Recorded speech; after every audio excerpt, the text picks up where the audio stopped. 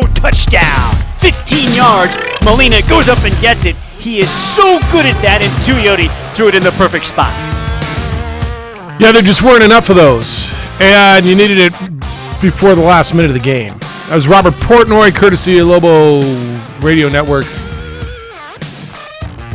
That one is going to sting for a long time, I think, because your offense isn't what you thought it was. I heard a lot going in, well, the Lobos are going to score, Lobos are going to score, Lobos are going to score. And I told you last week to temper your enthusiasm a bit, because I brought you back to 2 years ago where I heard that same mantra, oh yeah, Lobos will score, we just got to slow somebody down. And I wasn't as convinced then, and I certainly wasn't convinced going into this game that it wasn't a bit of fool's gold, that the Lobo offense had quote-unquote found itself, and that Tavaka Tuioti was this great quarterback. I'm certainly not convinced now. Good morning and happy Monday to you. Final day of September. It's the opening drive on 95.9 FM and AM 610, the Sports Animal. Jeff Symbieta, JJ Buck, Hoser, Josh producing over on the visual medium. I just got a text that they are who they thought we are. I don't know, man. I think a lot of people thought they were better than that. I thought they were better than that, but I didn't think they were great. And I cautioned you on the offense and said, be careful. I just don't know that I think they can just go up and down the field. If you'd have told me they were going to hold Liberty to 17, they won the game. Not they covered the spread on a last-minute touchdown. I asked you this question on Saturday, JJ, and I'm going to ask you it again. I think Tavaka is a good quarterback. I hear the word great. I just don't see it, and I'm still concerned that he is that good enough to get them to where they want to be on a consistent basis. And I'm not judging it on a one-game sample. I'm just overall, yeah, he looked really good against New Mexico State. And you know, I always hear, well, what about that drive against Wisconsin? You got to have more than one or two drives a game. It's not all on Tavaka. And there were a lot of drops. I don't think his receivers helped him out. The defense played their tails off. I think they got a horrible call on that spot on fourth down in the fourth quarter that could have helped. But the throw in the first quarter, right, they're going in, there's going to be momentum, and just a horrible throw for an interception. I thought he missed receivers all day. They dropped him all day. You're going to tell me he missed training camp. Man, it's week 4. At some point, I just think you got to see more. Tavaka wasn't good. He wasn't comfortable. He was overthrowing it. But you can't play this game. He had a bad game. He has to be your starting quarterback. No, I'm not calling for a change. For Tavaka, there's no excuses because you're the starting quarterback. You're out there. He's also only played 14 games in his career. Yeah, I know. He's been here 3 years, but he hasn't ever been able to start 4 games in a row. Has this man started 4 games in a row at any point in time? No. So he has to figure out how to be a better quarterback in those on third down, especially that first interception. It took away a potential field goal opportunity, so points on the board. Touchdown. His receiver just thrown inside. His receiver was wide open. And they never could get in a rhythm. Bob Davie called the offense out of sync starting with the quarterback on Saturday. So there's a lot right there. But it's also a game plan of here we go again. And it was Bob Davie said what they were going to do is they're going to run the football. They're going to establish the run. And it was not the explosive plays. And yes, Tavaka didn't look good, but they didn't really give him the same opportunities, I thought, as they did in the New Mexico State game. Maybe it was something they saw defensively. We'll talk with Bob Davie about it, about why he felt the need to go just this route offensively, because they sure put up the rushing yards. Yep. However, they didn't have the explosive rushes or any game-changing rushes because the only touchdown they scored was right there at the end. Yeah, they did run the ball, and they ran the ball fairly effectively. Their defense was incredible. I thought Tavaka had chances. And this is, I'm not calling for a change. And he may come out next week at San Jose State, and you're going to say, see, and I'm going to say, great. I'd love to be wrong. And I'm not telling you that there's somewhere to go, by the way.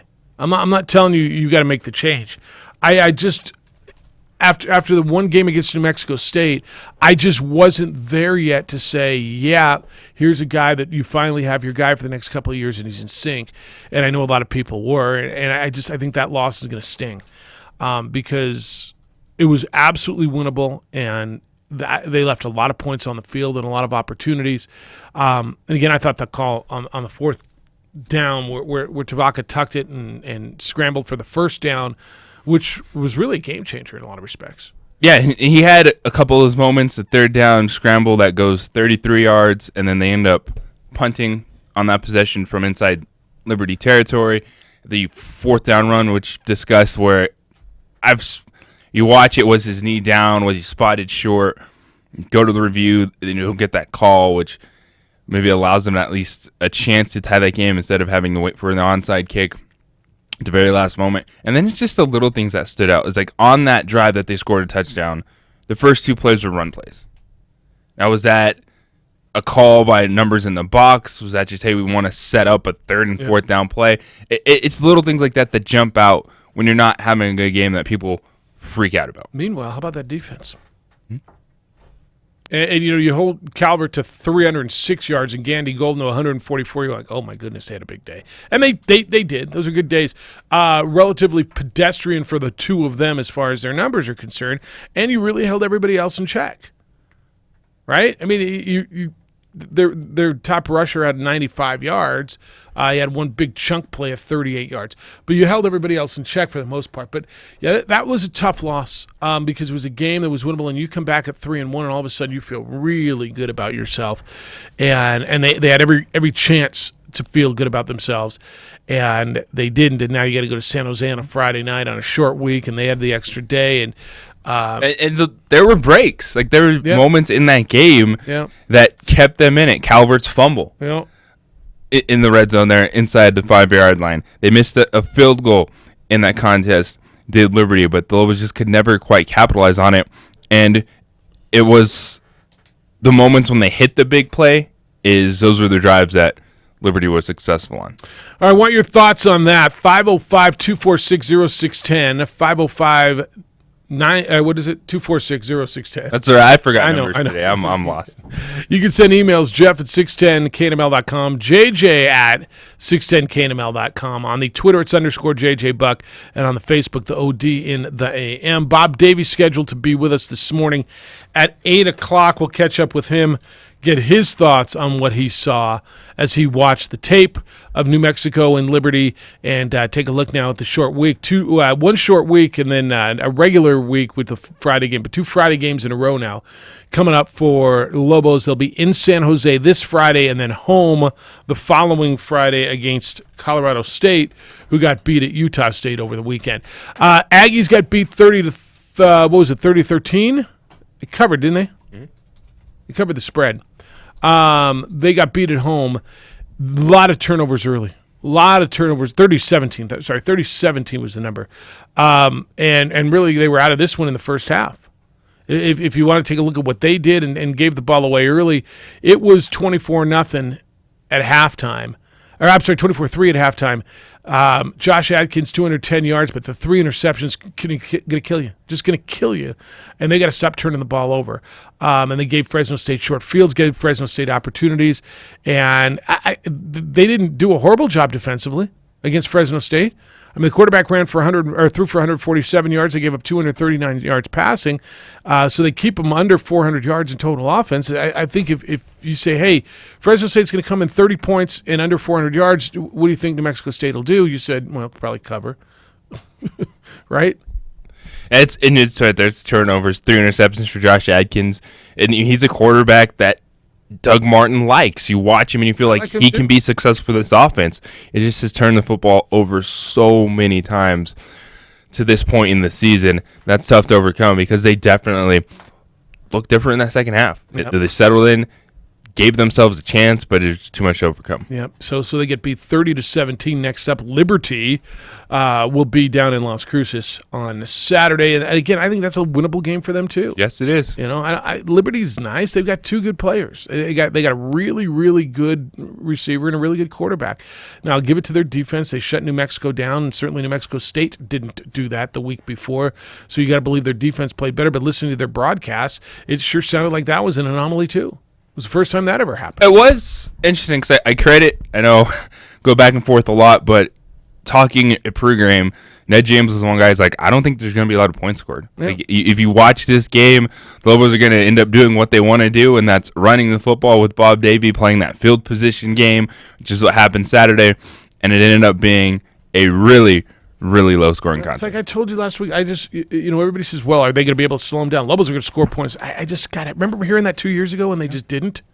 And it's the same thing. I'm not sold that offense is just clicking, and obviously nobody's sold now after what you saw last Saturday in Lynchburg, Virginia. All right, when we come back, we'll talk some NFL. Boy, what a crazy day. How about them Cowboys? How about them Rams? Yeesh. How about them Broncos? What the hell? Crazy endings in Detroit and in Denver. A lot of surprises. 3 home teams win. That's it yesterday in the NFL. 3 home teams win. We'll get into that when we get back. We got stuff to give away, too. What do we got? Rio Grande Arts Festival tickets? 4 tickets to the... Yep. 4. That's so pretty you generous. and 3 of your friends. Yeah, it's pretty Or generous. a bigger family. That's really nice of you. All right, we'll do that when we come back. We'll talk about the NFL on the opening drive on 95.9 FM and AM 610, the Sports Animal.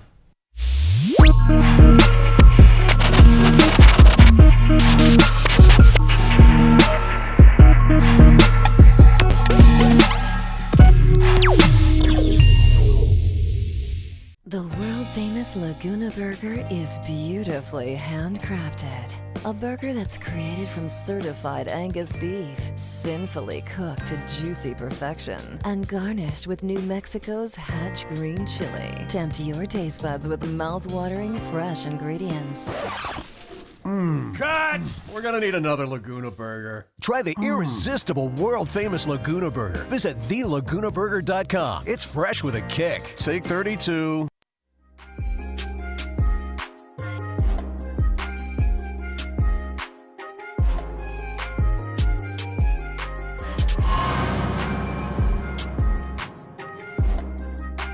Racanelli, they haven't gone back to more. Racanelli's still in there. Throwing on the post pattern. Cut! Down. What a catch at the 25-yard line. That's just a great catch by number 1, Drake Owen.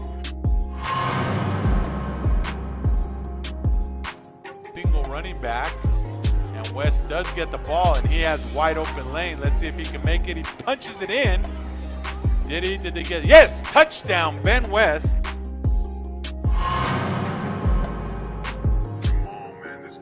Franco hands the ball off. Nice hold for a nice run. He breaks one, breaks two. Touchdown!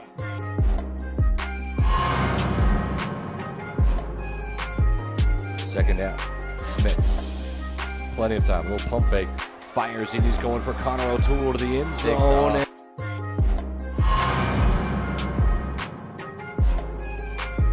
Fowler the play fake, throws it out to Colson on the screen. Colson breaks a tackle. 20, you might be going to the house. Touchdown Mustangs.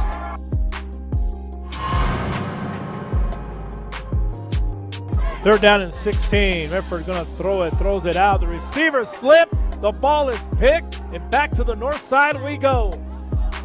And this could go all the way back for a touchdown and into the end zone.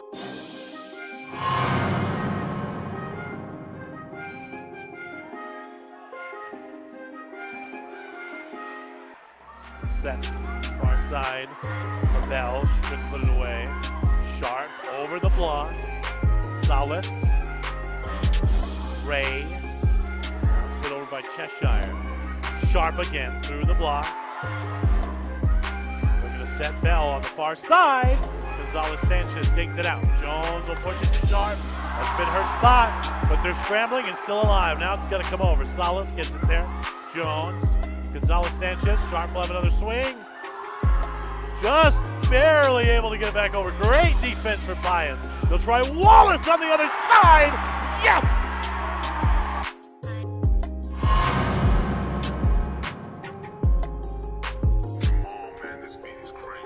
Play fake. Throws. Oh, what a catch by Reggie Colson. Boy, he got whacked and still came down with it.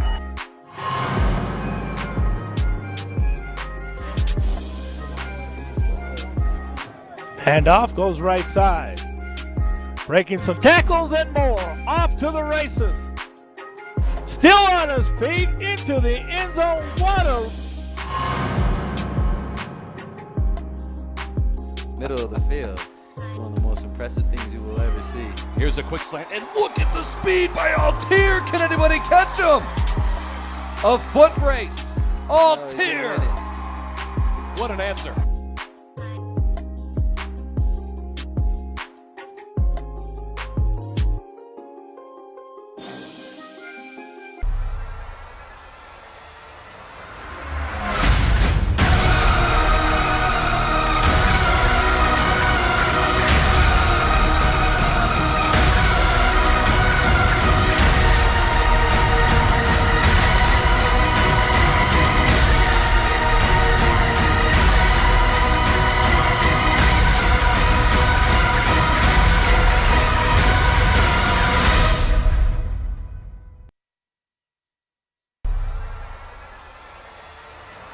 Toss sweep, near side. Here comes Chubb with a cutback. He's out to the 20, 25, 30, 35, 40. Here he goes to the 50. Here goes Chubb. He's going to go. 20, 15, 10, 5. Touchdown, Nick Chubb. He's got a hat trick. Wow, 88 yards by Chubb. Nicholas James Chubb, if you need him. Wow. And the Browns need him. 40-25. They go in to Baltimore. Now I'm not gonna. I didn't put him in the trash heap. I didn't say. I'm the one who was telling you relax on the Browns, right? That it's a small sample size. That they're going to be fine. They're still going to make the playoffs. But I didn't see him going in and beating the Ravens. 40 on them. Yeah. Orange and brown all day. Yeah. Yeah. Baltimore played defense. Yet they found something to exploit in that secondary with Jarvis Landry, and Nick Chubb is asserting himself as a top 5 back in the NFL. And Kareem Hunt's going to be back in 4 weeks. He might be back to holding a clipboard. He might be. We had a lot of crazy things. Opening drive, Jeff Symbieta, JJ Buck, the Golden Hoser. Josh produces for us today over on the ProView Networks. You can watch us on channel 20. What channel? 27? 26. 26 on the Comcast. Whatever. You forgot numbers too. I forget numbers. You forget numbers. And of course on all their social media platforms, Twitter, Facebook, YouTube.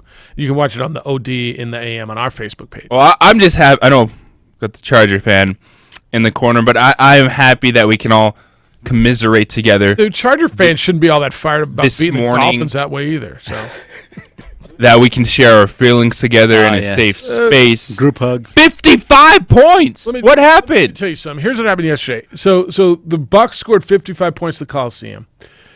Patrick Mahomes didn't throw a touchdown pass. The Saints won a game without scoring a touchdown. Cowboys lost for the first time. The Browns won in Baltimore. The Lions again came from ahead. They had a touchdown a bobble touchdown that was called off, and then they fumbled the ball away. Two more quarterbacks went down yesterday. Josh Allen and Mitchell Trubisky. They changed quarterbacks in Washington. What happened yesterday was stupid in the NFL, like stupid nuts. The only thing that went by form was the Seahawks winning beating the Cardinals. That was the only thing that you said, "Oh yeah, I saw that coming." You didn't see the Panthers beating the Texans. Maybe you saw the Giants beating the Redskins 24-3. All right, fine. And the Chargers with a ho-hum win over a bad team. Did you see the Raiders winning in Indianapolis? Probably not. Did you see that game with the Patriots and Bills that close? Maybe, but not at 16-10 probably. Did you see the Titans going into Atlanta and beating them? Probably not. It was a silly week. Capped by 55. The Rams aren't that good. Rams just aren't that good. Goff threw for 1,000,000 yards, but he threw for 3 touchdowns and a pick 6 and a fumble 6. Like, come on. The Rams just aren't that good. Goff was bad. Yeah. Unless you had him on your fantasy team and you were piling up 500 and zillion points. He got the points, but it was, he got tricked by that Tampa Bay defense and the dropping guys back from the line of scrimmage. He doesn't see sliding underneath or Shaq Barrett making a play on a quick screen and the defensive touchdowns that they scored and Ndamukong Suh coming back to hunt the Rams. And how about Jameis Winston, though? Yeah, he was terrific yesterday. Back to back. Yep. Putting it together. He's playing for his job. He's playing for his job, and he looked good, and he threw for 385 yards, 4 touchdowns, and an interception. Ronald Jones kind of took over that running situation there, although Peyton Barber scored the first touchdown. And Mike Evans is terrific, and you put him with Chris Godwin, who's really, really good, and all of a sudden the two of those guys put up 250 yards receiving. And yeah, they're really, really, really crazy. I still am all in with the two teams you saw on Monday Night Football. I think the Saints have a very good defense, and while that was a frustrating offensive performance from the Cowboys, they're still a good football team. The Saints are trending in a fantastic direction, the way they've been able to win 2 games with Teddy Bridgewater, and it looks like everything is on a good path to get Drew Brees back. There's still 2 really good football teams, but other than that, there is a whole lot of questions, too. If you look at the AFC, Patriots, everybody still got them. Everyone else, woo! Who told you the Saints were going to beat the Cowboys? Well, Kansas City. You had a feeling, yeah. I told you the Saints would be the Cowboys. I also told you the Broncos would win.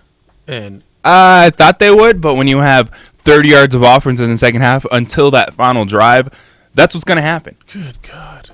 Because that's a team that, we need to go to a 2-minute drill. You're playing back on your heels. We'll move the football. Chris, good morning. You're on the Quan's Auto Care Hotline. Hey, living Chris. Yeah, it was a interesting day in the NFL yesterday for sure.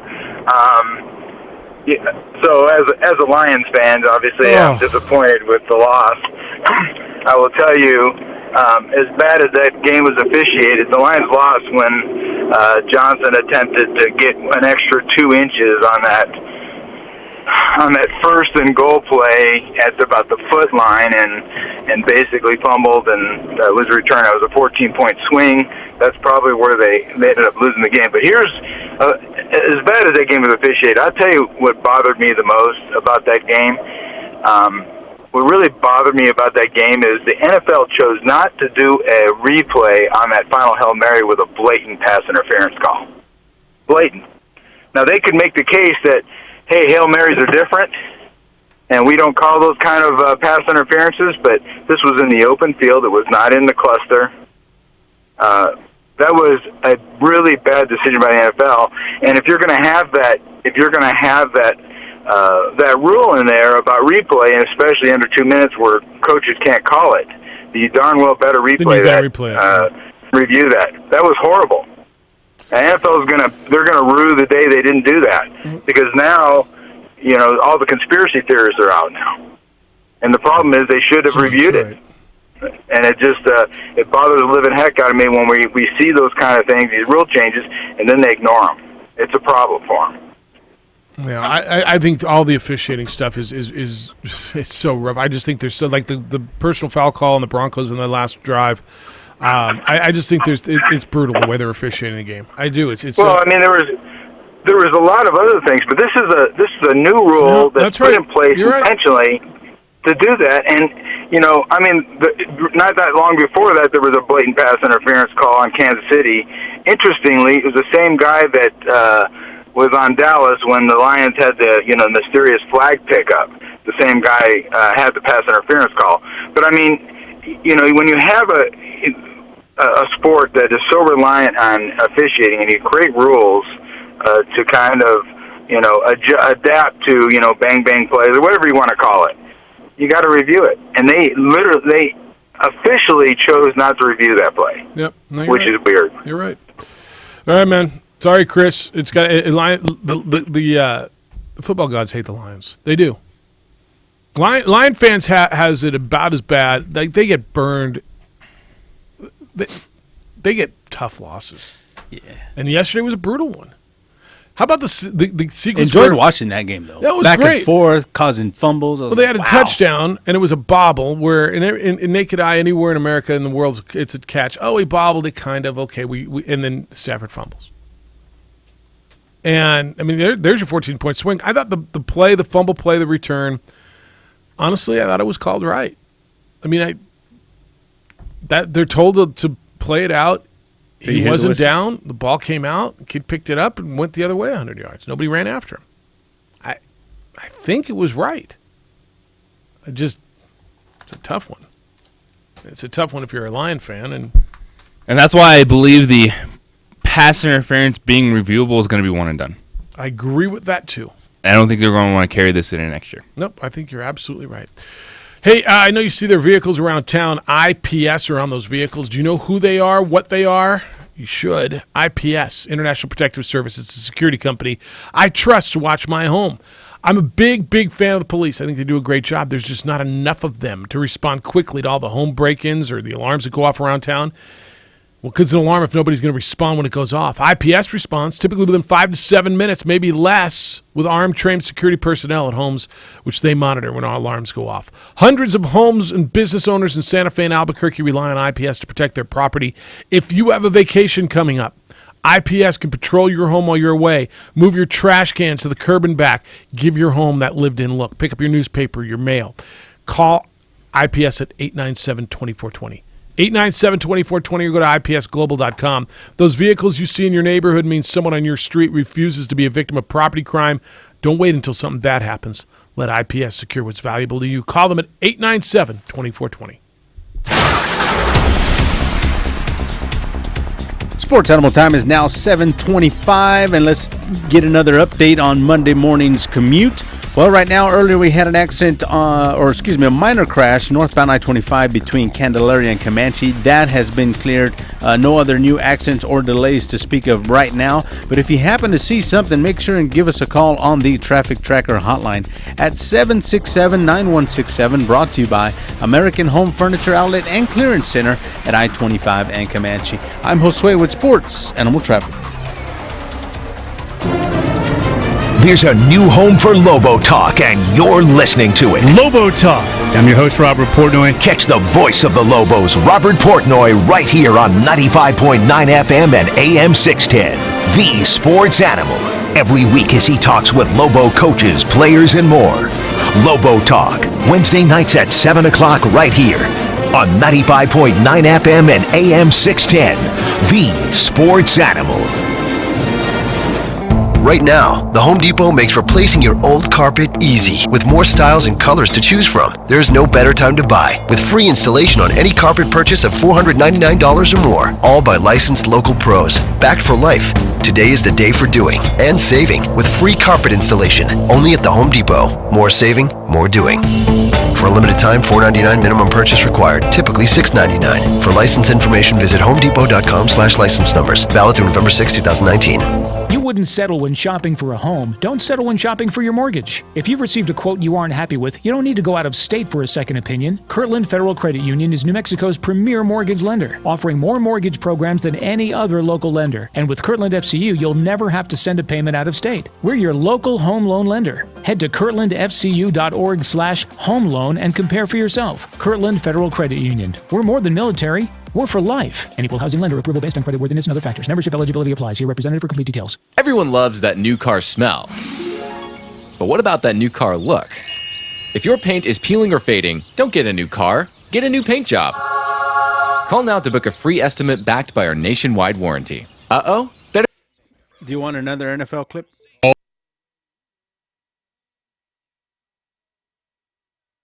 Name. Take 17.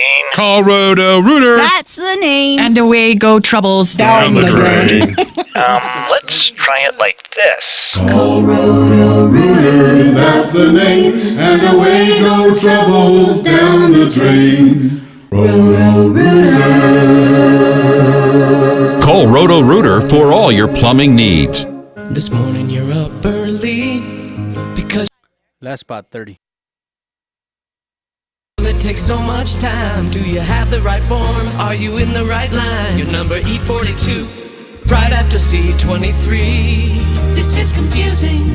When your morning is hell, just go to Taco Bell. When you've had a morning, let us make you breakfast. Like Taco Bell's Breakfast Crunch Wrap. Everything you love about breakfast, wrapped up and grilled to go. At participating locations during breakfast hours. The Jim Rome Show. Up next at 10, 95.9 FM and AM 610. The Sports Animal. Wiley, Irving, Ryder up front along with Schwartz. Kelsey tucked in there off the right hip. Handoff, Darrell Williams trying to dive. Touchdown! Kansas City! Darrell Williams gets barely into the end zone with 20 seconds left in the game to put the Chiefs up 33-30. You take it. That's what he decided to play? Darrell Williams, touchdown, Kansas City. If I play the right guys, I win my damn game, and you rub it in. No, I wasn't trying to. Yeah, you were. Fascinating game. With what was exciting. Just because everyone thought Patrick Mahomes, first time in a dome, this dude's throwing 500 yards, 5 touchdowns. Nope. Not quite. He was very good when it counted late, making the plays. The ground game, short yard situations, win the day for Kansas City. 246-0610-889-220610. We'll go to the phones here in a minute. New Mexico Bull Snakes beat the South Phoenix Knights 124-112 over the weekend. Went out to the opener for Ice Wolves on Friday night. It was really cool. Really cool. United, a 2-2 draw with the best team in the world. Again. It happened again. As the best team in the world. Phoenix Rising. Score in the 90th minute. They hit the frame again. Twice. Double crossbar and then found the equalizer. Doink. Yeah, it was insane. Yeah. Now, a lot of glass half full folks like, yeah, Phoenix Rising hasn't beaten us this year. Woo! You gotta hate that. These are the games that have hunted this team. Like, there's a chance they could miss the playoffs because they can't stop tying people. Yeah. When they have the lead. They do that a lot. Lenny, good morning. You're on the Quan's Auto Care hotline. What's up, Lenny? Morning. I thought I was listening to myself this morning when I heard you being so critical of the Lobos with their quarterback situation. I'm not sure what that means. Well, usually you're not hypercritical of a player. Was I hypercritical? No, you were actually being fair and objective. I try to do that all the time. But I'm busy picking up Kool-Aid things from people who bought into them beating the New Mexico State, and now they were going to go on and take on the world. Yeah. I just it's one game at a time. I know we overreact about a lot of stuff. Nothing wrong with having opinions. Yeah. No, there's nothing wrong with having an opinion, but when you beat a team like New Mexico State, you're supposed to when they're one of the worst RPI schools in the country. Okay. So, I mean, all right. But yesterday was an interesting weekend. At least the Patriots didn't cover my point spread because I actually had picked the upset, but it was still a good game. All right. But the one that bothers me is I wonder when the league is finally going to get around and kick out is it Burfict? Perfect. From he got thrown out again yesterday. That was one of the worst helmet egregious. I mean, of all the ones he's ever done, he made himself into a missile yesterday and took out a defenseless tight end. He does it all the time. For what reason? He's playing football. I know, but when is the league going to just step in and go, you know what, we're shutting you down for the year? If they haven't, I don't know when they're going to. Before he seriously hurt somebody. Well. But all the other games are great. The Cowboys, though, I thought would have done better than they did last night. That was an ugly loss. And if they want it, what was that? I think New Orleans' defense is a lot better than people are giving it credit. No, New Orleans is a lot better than it is, but you would still think Dallas would score with a backup quarterback that they're playing against would have scored more than 10 points. Yep.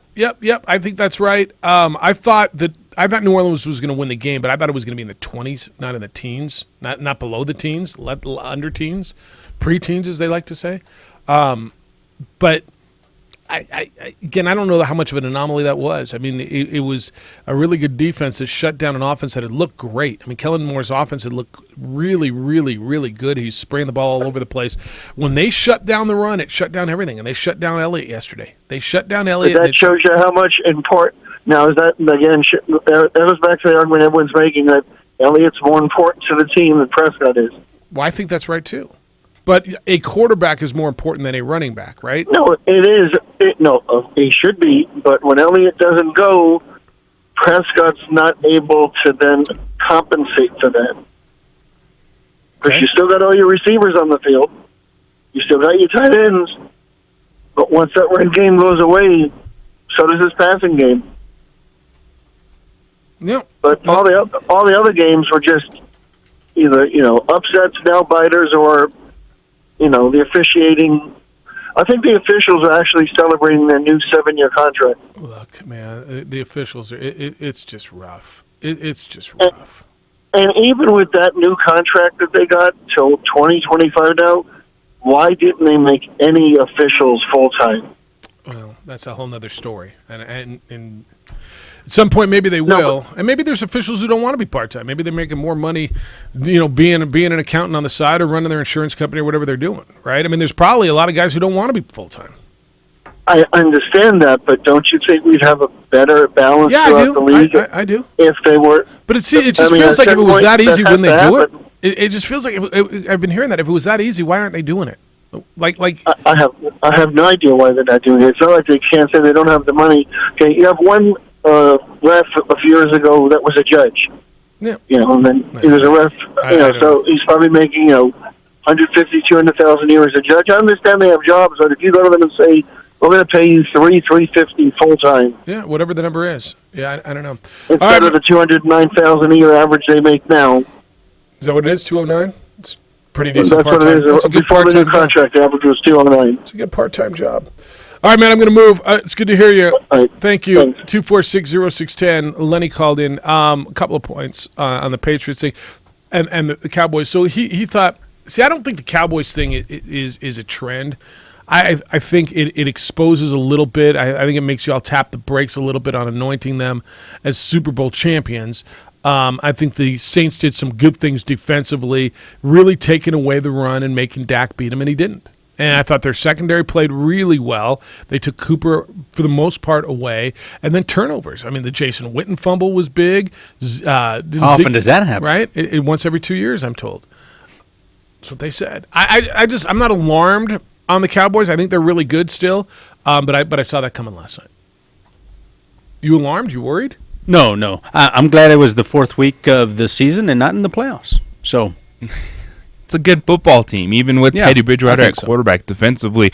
Look what they did the week before in Seattle against Russell Wilson. Yep. That's why I'm really impressed. Now, if they come out this week and play horrible against Green Bay, then maybe a little bit concerned. Well, it's going to be where's that game? That's going to be in Dallas. That's an interesting game to me because you got a Green Bay team who really thought they were something. Same thing happened to them Friday morning. Everyone's like, oh, hold up. Pump the brakes. Right? Pump the brakes. Really thought they were something, and a Philadelphia team went in and beat them. There's probably 5 or 6 teams in the NFC, Dallas, Philly, Green Bay. I guess you got to throw the Rams in there. At some point, you're going to have to throw San Francisco in there, although I'm not sold on San Francisco yet. But that are pretty good. I don't know what the Bears are, and I don't know how long Mitchell Trubisky is going to be out, and if they're going to have to ride Chase Daniel. We're going to have They're still pretty good, no matter who's at quarterback for that defense. Yeah, their defense is insane. Who's got a problem is Minnesota at quarterback. And they committed all that guaranteed money to Kirk Cousins, and they've got insane receiver in Diggs. They've got a really good running back in Cook. I don't see it with Kirk Cousins, and I don't see it in that offense where it's run first and only throwing passing downs, and then he's not getting it done. I think they've got a big problem there. You disagree? I agree, but I think that's on Kirk Cousins, and I think there's a problem with their head coach because he wants to be the Chicago Bears, that exact model.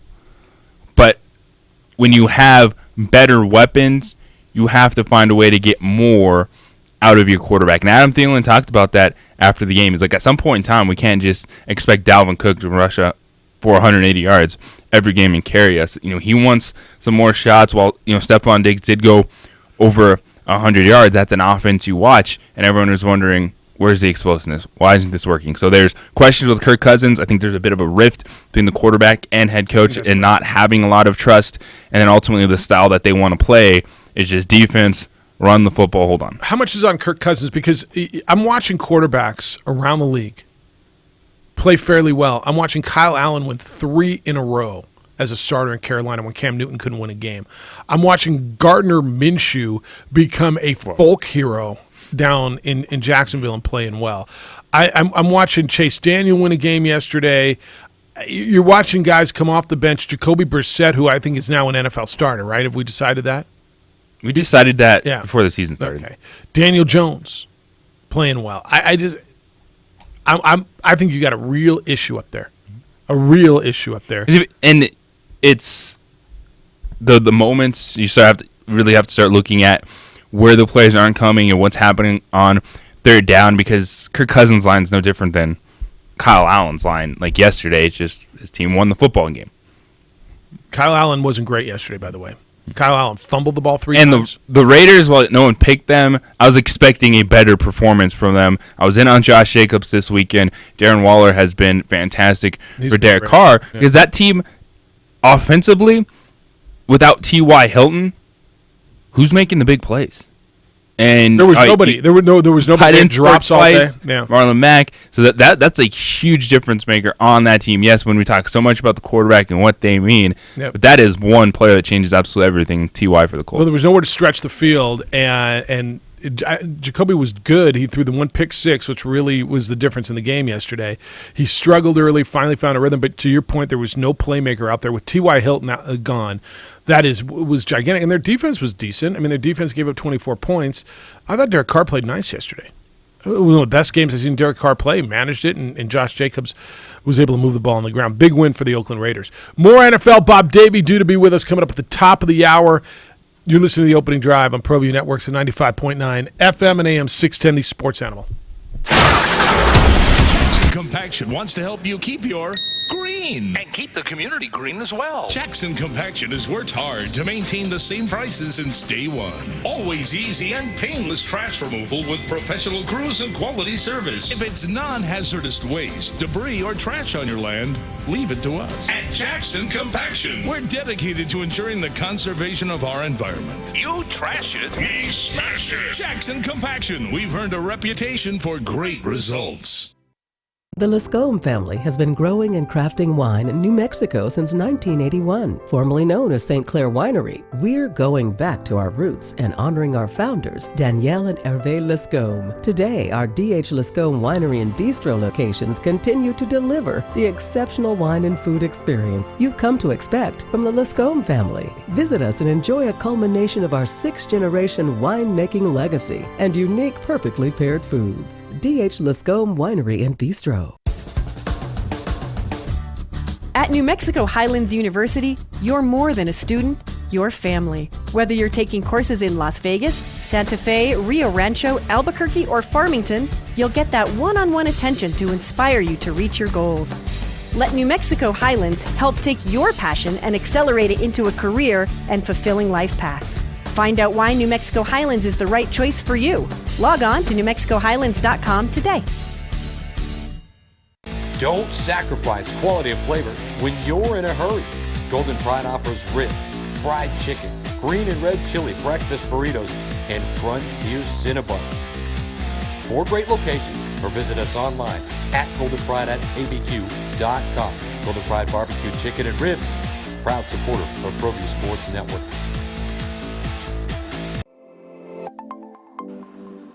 Get into the game with Garden Swartz Team Sales. They have everything you need, from screen printing, embroidery, and digital printing services, high school letterman jackets, and all high school and club uniforms and individual and team apparel with the most reliable brands like Speedline, Rawlins, and Wilson. And don't forget to check out the latest F7 Shut helmet. It's all at Garden Swartz Team Sales. Give them a call, 505-884-1234. Garden Swartz Team Sales.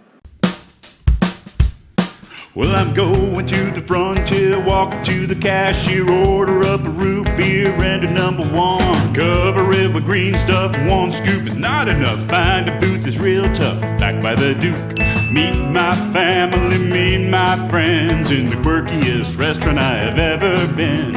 All of Albuquerque's favorite spot, it's the Frontier Restaurant. The Frontier Restaurant is a proud supporter of ProView Sports Network. The New Mexico High School Coaches Association, established in 1941, is an organization of New Mexico's best and most professional interscholastic coaches. Coaches across work daily to help our student athletes excel in the classroom, on the field of play, and in our communities. Students that participate in interscholastic activities attain higher grades, higher graduation rates, and higher wages. Responsible for the North-South All-Star Games, statewide Coaches Award Program, and providing multiple professional development opportunities for New Mexico's coaches. Be a great coach by coaching beyond the game. Car Crafters, proud supporter of ProView Sports Network. Are you sure we're supposed to be doing this? Don't worry, I've watched him do it 1,000 times. Come on, what's the worst that can happen? No! Bad dog! Hi, welcome to Car Crafters. What happened? Don't worry, we'll make it like it never happened. Car Crafters, it's like it never happened. Sadie's is a proud supporter of New Mexico high school sports and athletics, and we here at ProView Networks would like to thank Sadie's for their continued support in helping us bring you all of your New Mexico high school sports coverage. Hey everyone, Adam Deal here with ProView Networks. Extreme Clean is a proud sponsor and supporter of ProView Networks and all high school sports athletics. Owner Mike McLean and Extreme Clean specialize in carpet cleaning for apartment, realty, business, and residential clients. With over 20 years experience, attention to detail and quality customer service matters. For more information, give them a call, 505-221-6440, Extreme Clean.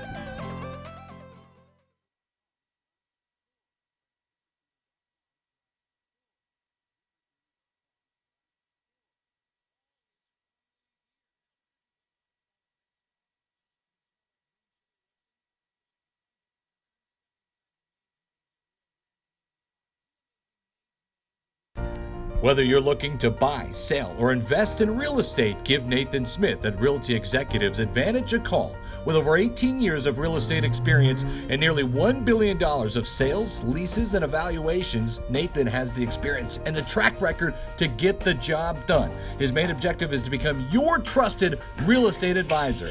Give Nathan a call. Take advantage of the best offers now. It's about building a long-term relationship, and he wants to be your realtor for life.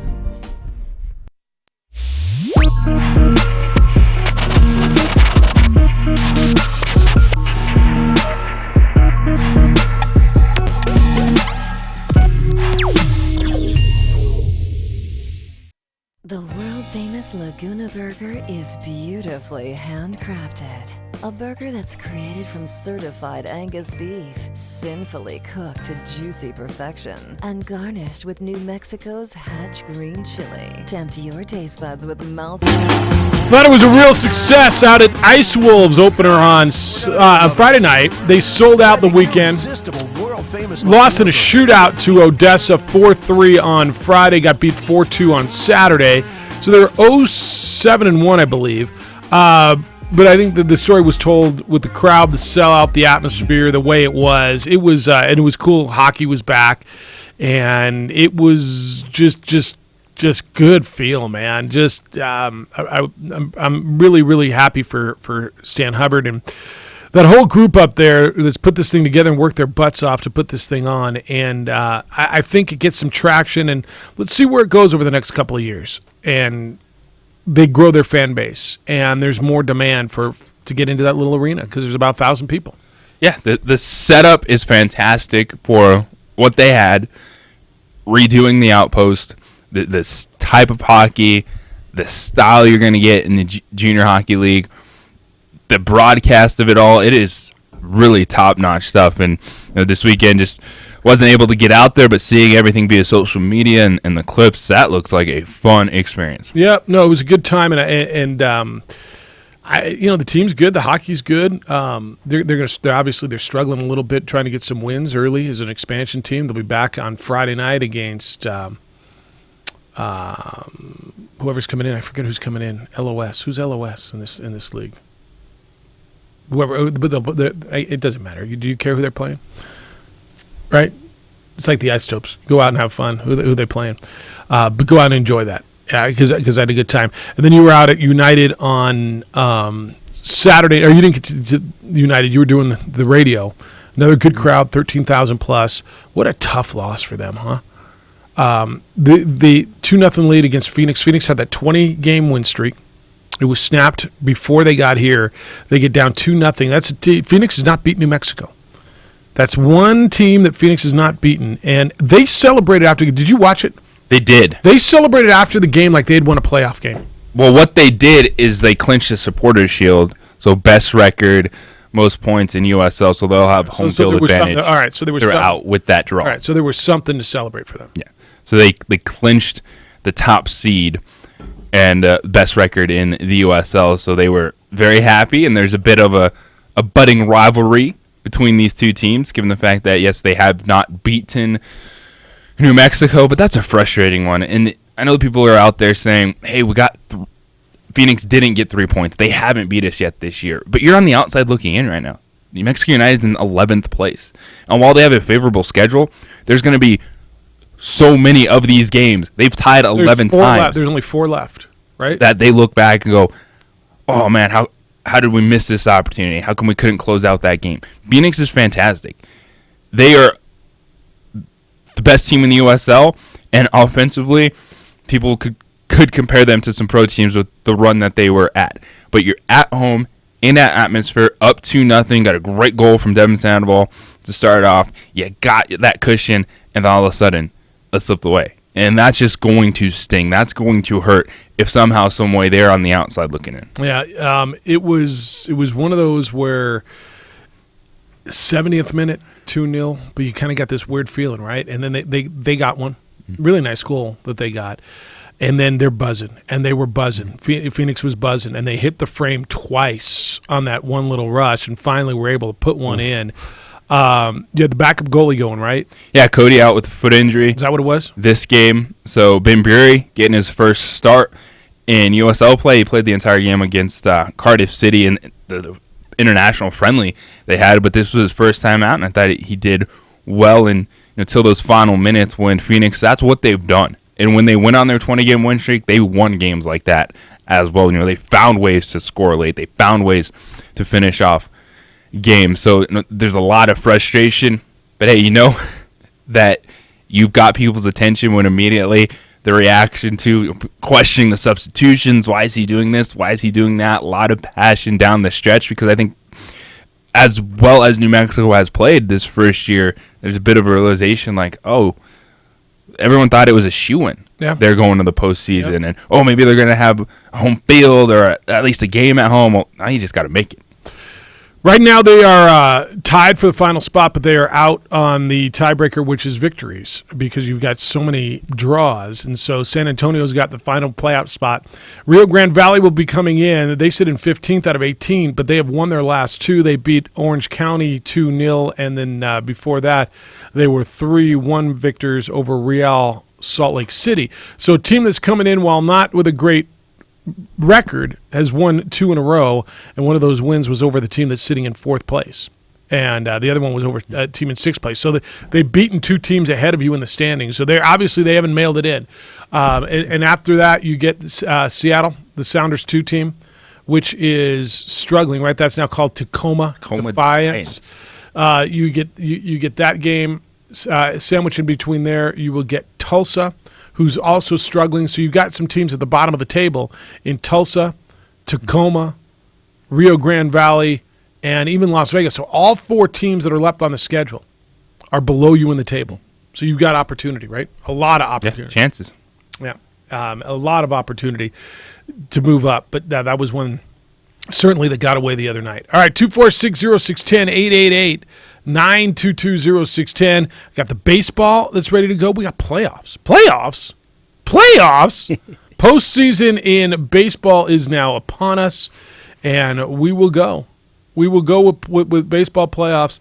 It's all said and done. Oh, baby, Wednesday night, Rays A's. All about that game. Which and you get Brewers and Nationals first on Tuesday, right? Yeah, Cardinals coming through, winning the NL Central. Well, we looked at the AL wild card race a lot. How about Cleveland losing 5 in a row to end the season and not even sniff? Yep, and they had the White Sox, and then where'd they end up? They ended up with someone tough. They were finishing the season with the Nationals. Yeah, the Nationals. But really, their whole thing ended when they got pounded by the White Sox before they went to play the Nationals. So it's the Nationals and Max Scherzer, and it will be Brandon Woodruff for the Brewers. That's the National League wild card game. It'll be tomorrow night, and who televises that? Do you know? It's TBS. TBS will have that. And then on Wednesday on ESPN, the Rays and the A's, Oakland hasn't decided who they're pitching. Charlie Morton will throw for Tampa Bay. And then you get into it. Then on Thursday, it's the Dodgers hosting the winner of the wild card game, and the playoffs are underway for real on Thursday. And then Cardinals and the Braves. The National League gets going. It's postseason. which is really cool. Did you watch the Tony Romo run on Friday afternoon in golf? Tell me about it. It was fascinating. He made a run. He didn't make the cut. Oh. But he started off bogey, and then he made a birdie on 5, and he was back. He was right there -2 after 5 holes. And the course is tough, and the game is tough, and it'd be like I was trying to find another analogy, and I don't know that I can. But it would be like a tennis player or a football player going out and playing a game, and he hit a home run. Well, all of a sudden, he's really good, right? And then reality sinks in, and he made a couple errors, and he struck out, and right. And Tony's good. He's a hell of a golfer. And obviously, if he put his focus towards golf, he'd be really good. But he did beat Phil Mickelson. He beat a lot of good names on tour. A lot of good names. And then he got to New Orleans. Or where'd he go? Chicago, in time to work with Jim Nantz. Oh, Jim. All right. Bob Davies scheduled to be with us when we come back. Lobos coming off a 17-10 loss in Lynchburg, Virginia. 30. Next up, a Friday night showdown. Mountain West Conference schedule starts. They'll be in San Jose. Talk to Bob Davie when we come back. It's the opening drive. Jeff JJ, the Golden Hoser on 95.9 FM and AM 610, the Sports Animal.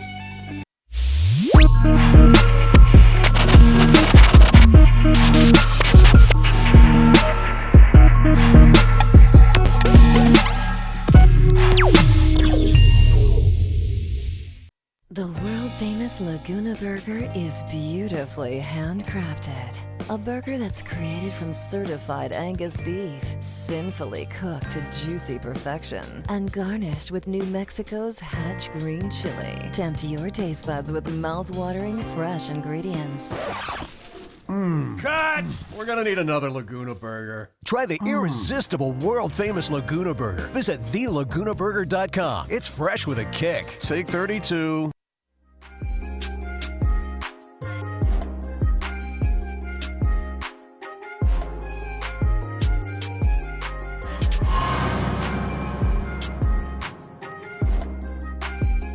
They haven't gone back to more. Racanelli's still in there. Throwing on the post pattern. Cut! Down. What a catch at the 25-yard line. That's just a great catch by number 1, Drake Owen. Single running back. And West does get the ball, and he has wide open lane. Let's see if he can make it. He punches it in. Did he get it? Yes! Touchdown, Ben West.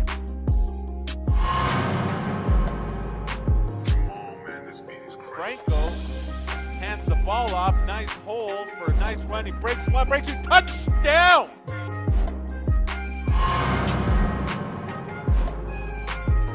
Second half. Smith. Plenty of time. A little pump fake. Fires in. He's going for Connor O'Toole to the end zone.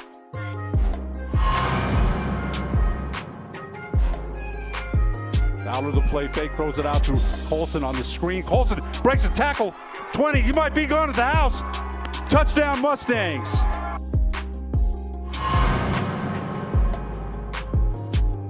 Third down and 16. Redford gonna throw it, throws it out. The receiver slipped. The ball is picked, and back to the north side we go.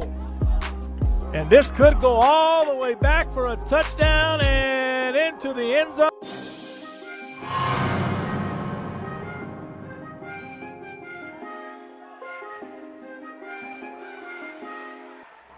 Set far side for Bell. She couldn't put it away. Sharp over the block. Salas. Ray. Hit over by Cheshire. Sharp again through the block. They're going to set Bell on the far side. Gonzalez Sanchez digs it out. Jones will push it to Sharp. That's been her spot, but they're scrambling and still alive. Now it's going to come over. Salas gets it there. Jones. Gonzalez Sanchez, Sharp will have another swing. Just barely able to get it back over. Great defense for Pius. They'll try Wallace on the other side. Yes!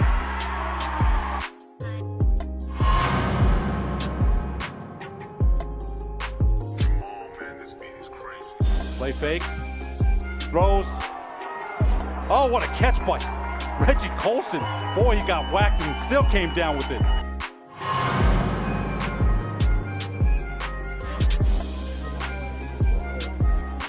Handoff goes right side. Breaking some tackles and more. Off to the races. Still on his feet into the end zone. What a middle of the field. One of the most impressive things you will ever see. Here's a quick slant, and look at the speed by Altier. Can anybody catch him? A foot race. Altier. What an answer.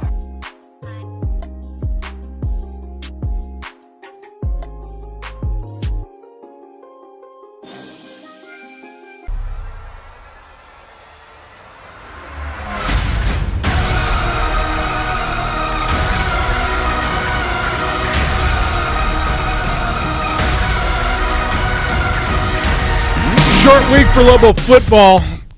On the road on Thursday, playing on Friday in San Jose against a Spartan team that beat Arkansas down in SEC country a week ago, got beat Friday night of this past week, 41-24, so they'll have a full week's rest while the Lobos are coming off the cross-country trip. It'll be a short week for them. Opening drive, Jeff, JJ, Hoser, and Josh. We'll get back to your phone calls in a little bit. Lobos lose 17-10 in Lynchburg, Virginia against Liberty. 2-2 on the season. Their head football coach is Bob Davie. He joins us on the Quan's Auto Care Hotline. Good morning, Bob. How you doing? Good, Jeff. How you doing? All right, thank you. So you said offense was out of sync, and certainly coming off a week where they were in sync. Was it something that Liberty did that threw them out of sync a little bit? What did you see when you watched the tape? I don't think so. You know, it was I think you probably remember me saying this last week. Certainly I did in the press conference. I was concerned just again with our maturity level on offense. No excuses at all. But, Tavaka, after the New Mexico State game, flew out that night to go back to Long Beach. His dad's father had passed, and Tavaka didn't get back till late Monday night, about midnight. And not that was it completely, but I was just concerned about our overall maturity level, and could we be consistent on offense 2 weeks in a row? The explosion against New Mexico State, I said I've seen us do that before. With that said, we didn't play bad on offense. We just didn't play as good as we're capable of. Right off the bat, they go for it on fourth down. We get the ball at the plus 44. We end up throwing an interception that took 3 points off the board. We had 5 drives in the first half and had 5 penalties. Each drive we had a penalty. We underthrew a couple balls. We dropped a couple balls. It took us a while to get going. Then in the second half, we started to let it rip a little bit more, but it was a little bit too late. So not that we played bad, we just didn't have that crispness and that complete urgency that we had against New Mexico State, and I was concerned about that, quite honestly, going into the game. Yeah, you've talked about consistency with Tavaka, and now maybe he'll be able to settle into a routine where he's not going to be going back and forth, but he had a lot of drops. I thought he missed a lot of receivers. You talk about that interception. I thought if he threw it underneath, and you read it better, I don't know where the throw was supposed to go. He had 6 points on that, but I thought he missed a lot of receivers. He didn't look, certainly wasn't consistent, and didn't look comfortable a lot. I think that's it, and I think you hit the nail on the head with, even though it's a short week, it's a consistent week in that he's here all week. We now have 2 games on tape. We practiced again last night. So, that's what we're looking for. I mean, I think when you look at the tape again, you see that there's so many opportunities there. X and O-wise, there were so many opportunities that with really good execution, they wouldn't have stopped us. They're a good team. I mean, they're a good team. I mean, I think they can end up being a bowl team this year. But with really consistent play and a couple big plays, they weren't going to stop us. And you could see the game plan going in. We were going to double number 11. We were going to make them be patient and run the ball. One time we got a little greedy probably there in the first quarter. Things were going really well on defense. We were doubling 11. One time we went to a one-high coverage where it was single coverage on him. They immediately went to an out and up and had the first big play that got the quarterback into a rhythm. Then they had one other big play on a switch vertical into the boundary right there before the end of the half. But overall, defensively, we did make improvement against a really good Liberty team. Our field goal kicker had a 51-yard field goal. Just, if we were in sync completely on offense, we could have won that football game without any doubt. Bob Davies, a Lobo football coach, with us on the Quan's Auto Care Hotline. And Bob, post-game you told Dontrell that going into this game you wanted to establish the run more. Was that just based on wanting to see some more consistency out of that, or something that you thought you could exploit with Liberty? I think two things. One, what kind of offense they are. That's the leading receiver in the country. They are very explosive on offense. Louisiana Lafayette rushed the ball extremely well on them. The first two runs of the game were kind of an indication. You look back at the tape on the first two runs, they could have been big plays. One, we didn't sustain the block long enough. The second run, Amari slipped on a stretch play. There was a crease there. We just felt we could run the football. And you guys know, as you get into this conference schedule, there's going to be really good DBs, and there's going to be talent. You're not going to big play people every week. You do have to have some consistency.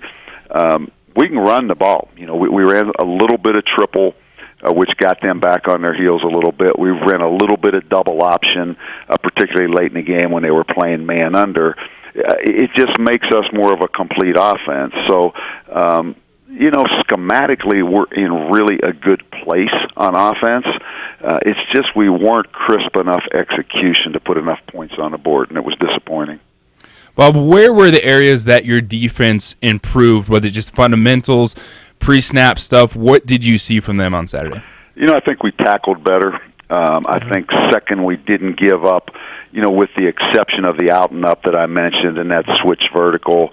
We didn't give up the grenade, the big play as much. Biggest thing, we're so young, particularly everywhere. Everywhere, but particularly in the secondary, that we kind of settled down and played a little bit more bend but don't break kind of concept, which, we've seen 4 games now, so we know kind of what we are and where it's headed personnel-wise. I just think we gained a little bit of confidence and, we're a little bit more consistent on defense. All right, here comes San Jose State. You talked about conference play, and they're going to get a full week. You're on a short week. You're going up to their place. I know they caught everybody's attention a week ago when they went down to Arkansas and won, and they played Air Force last week, who I think is really good. Josh Love, not Jordan Love. That's the other one up at Utah State. Right. Josh Love throws the ball really, really well. Looks like they've got some receivers and some playmakers. I didn't see a lot of the Air Force game, but I watched them at Arkansas extensively, and they look like a different football team than I saw a year ago. They're a lot like us, quite honestly, as are a lot of other teams. Everybody is going to be able to move the ball. Everybody's going to be able to throw the RPOs if you're that kind of team. They are that team. Liberty was a little bit more pre-snap. If you gave them a certain look, the RPO was coming.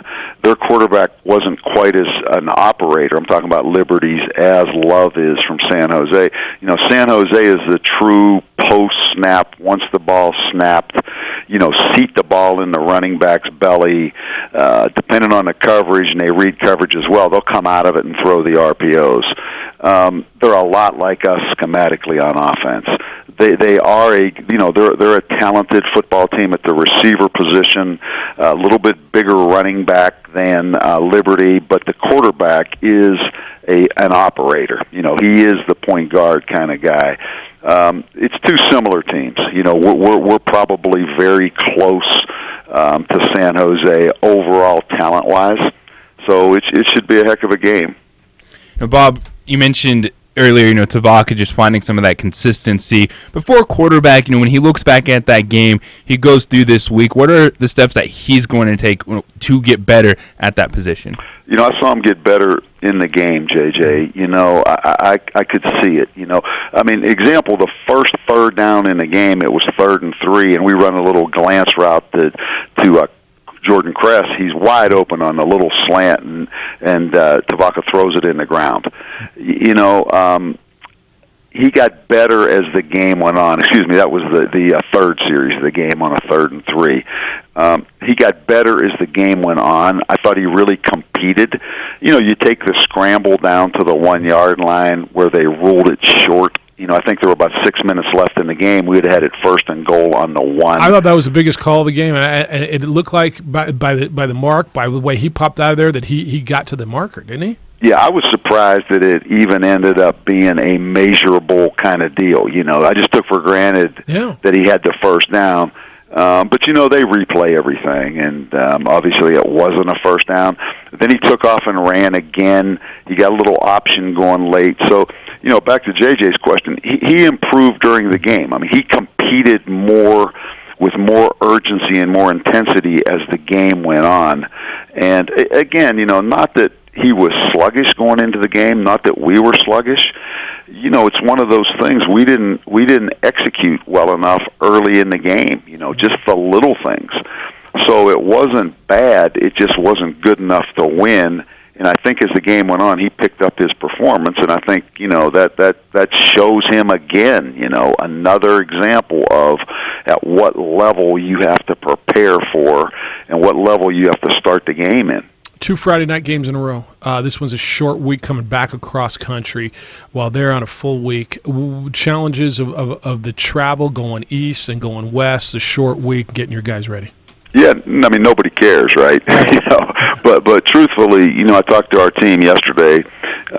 We brought them back in, obviously, and urgency but not panic. This game is until 8:00 Mountain Time Friday night. Well, heck, that's almost like Saturday, right?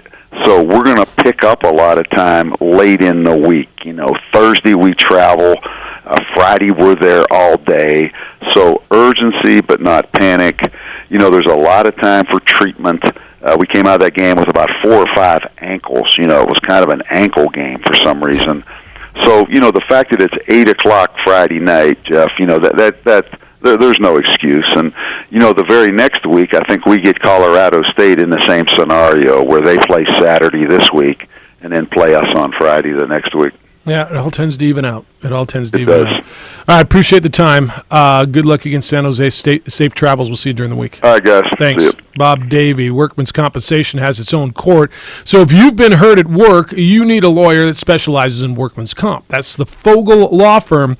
Go to fogellawfirm.com, fogellawfirm.com. Proud sponsor of the Conversation with the Coach here on The Sports Animal. You can respond to what Bob had to say when we come back. It's the opening drive. Jeff, JJ, Hoser, and Josh on 95.9 FM and AM 610, The Sports Animal. The Sports Bar with Michael and Mike. Guys, I gotta tell you, this is probably one of the best parts of my day when I'm driving along and Trujillo says something that makes me laugh. Because you guys make me laugh all the time. So I appreciate it. Weekdays at 3, The Sports Animal. Sports Animal time is now 8:13, and here's another look at the roads. This report is sponsored by Indeed.com. Well, we have new accidents. We have an accident southbound on Coors approaching Irving. That is blocking the left lane and shoulder with delays happening there. We also have a single car crash, maybe a disabled vehicle facing the wrong direction on southbound I-25, just south of I-40. It is right on the shoulder. An earlier accident eastbound I-40 near 2nd Street is blocking. It was blocking the right lane and shoulder. Now it is moved to the shoulder, so traffic should start moving a little bit better going through there. Indeed, used by over 3 million businesses for hiring, where business owners and HR professionals can post job openings with screener questions, then sort, review, and communicate with candidates from an online dashboard. Learn more at Indeed.com/hire. And if you see an accident, make sure and call us on the Traffic Tracker hotline at 767-9167. Brought to you by American Home Furniture Outlet and Clearance Center at I-25 and Comanche. I'm Josue with Sports Animal Traffic. What is wealth management? Wealth management is the plan, the path you follow to work toward the financial future you want. There are so many financial tools available: investments, retirement accounts, educational savings plans, and more. Let the wealth management advisors at Kirtland Financial Services help you sort through them all and make decisions for you and your family. Get started today at kirtlandfcu.org/invest. Kirtland Financial Services. Let's make plans. Securities and financial planning offered through LPL Financial, a registered investment advisor, member FINRA SIPC. Insurance products offered through LPL Financial or its licensed affiliates, not credit union guaranteed. In most situations, it's easy to debate who is the greatest of all time. But when you need collision repair, there's only one clear GOAT. Quanz has won a Best of the City award for the past 6 years straight. Don't go to any collision repair shop. Go to the Better Collision Repair Shop at Quanz Auto Body. Our award-winning customer service and certified collision repair makes Quanz better than the competition. Make the better choice and visit Quanz Auto Body in Albuquerque and Rio Rancho. Hey, it's Scott Stigler. I'm here with John Seaver of American Leak Detection and one of his customers, Carl. Carl, what's your story? The other day I opened my mail and I got a water bill that was $450. I couldn't believe it. What did you do? Well, after I had my heart attack, I remembered that American Leak Detection does free water audits. You know, Carl's story is just one of hundreds of stories we hear all the time. Do you know 1 out of 10 homes are leaking right now, causing thousands of dollars of water damage? So let's prevent that. Call us for a free water audit today. John, what is a free water audit? Well, Scott, if you think your water bill is too high, like Carl's was, we come out to your home and we're going to check your toilets, your sprinkler system, water softener, swimming pool, and anywhere else water might be running. Wow, that's great. And you do this for free? Yeah, just give us a call at 296-1757 or visit our website, AmericanLeakDetection.com. American Leak Detection. Yeah, so Aiden's coffee spot is really undope. They asked what they can get me, and I'm like, the code to the bathroom. Stop trying to sell me something. No matter how hard you work for your small business, online reviewers will find something to complain about. Also, the Wi-Fi password was too hard to spell, and I can, totally spell stuff. And while Progressive can't save you from these trolls, we can help you save money on commercial, auto, and business insurance. They didn't have any cups out for the free cream, so I just drank it out of the pitcher. Get a quote online today at ProgressiveCommercial.com. Progressive Casualty Insurance Company, affiliated and third-party insurers. Hi, welcome to this ad for new Subway sliders, starting at $1.89 each. How do you want it? Cheer Squad. Woo! Go Subway sliders, starting at $1.89 each. Give me a $1.89 ham and jack slider. $1.89 ham and jack slider. Give me a $1.89 Italian spice slider. $1.89 Italian spice slider. What's that spell? Doesn't really spell anything. New Subway sliders, starting at $1.89 each. Go sliders! Customization for flavored cheese and sauce at participating shops plus tax. Price higher on delivery. Prices higher in Alaska and Hawaii. Catch the Sports Bar with Michael Carlisle and Mike Trujillo. Local talk today at 3, 95.9 FM and AM 610. The Sports Animal. All right, that Bob Davey conversation was brought to you by Fogel Law Firm. If you've been hurt at work, trust a local lawyer who specializes in workman's comp to get you all the money you need and deserve at FOGELLawfirm.com. It's the opening drive. Jeff, JJ, Golden Hoser. Josh is producing. You can watch the show on the ProView Networks. Channel 20, what is it? 6? Comcast? What? We're just having trouble with numbers this morning. All across their social media platforms. That's the Facebook, the Twitter, and the YouTube. But, of course, go to our Facebook page, the OD in the AM. He sounded frustrated, and I don't blame him. Optimistically frustrated because he said, you look at it, if we would have executed, they couldn't have stopped us. And I believe that. Like what I saw, I absolutely buy that. Now, I'm sure Liberty's sitting there saying, well, if we would have connected on this and this and this, we left a lot of points out on the field too. And that's how you look at it. Their defense held them to 17 points, which is the best defensive performance I've seen from New Mexico, certainly in a while. And probably this side of the UNLV game last year. Is that fair? Yeah. And that was against a backup quarterback there. This was against Buckshot, Calvert, and Antonio Gandy Gundy. Gandy Golden. Gandy Golden. Because Gundy's a different guy. But I don't disagree with him. I mean, if you watch the game, there was a lot of places where they could have made plays. They just execute, throw the pass, or hold on to the pass. Yeah, I know there was a lot of frustration just, of course, coming off the previous week and thinking that there was going to be so many explosive plays. Tavaka's going to be pushing the football down the field.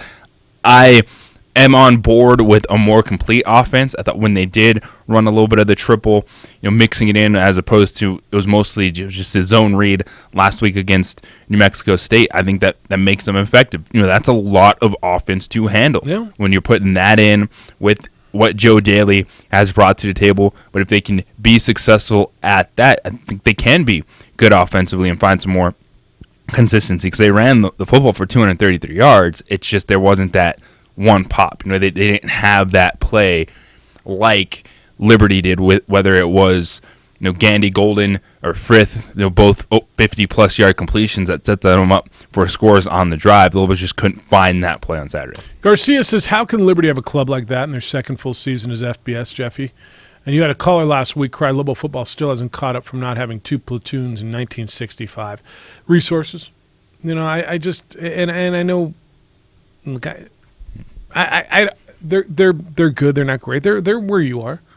Now you've got a 100-year run on them or something, but it's resources and it's recruiting and it's that kind of thing. Larry was at the game and he said, Jeff, I expected a shootout, and I was way off. It was a tough loss, but not one to be ashamed of for the Lobos. If anyone would have told me that we held Liberty's dynamic duo to 17 points, I'd have said we win going away. Unfortunately, our offense never got into a rhythm until it was too late. No such thing as a moral victory, and this should sting as it's a W that got away.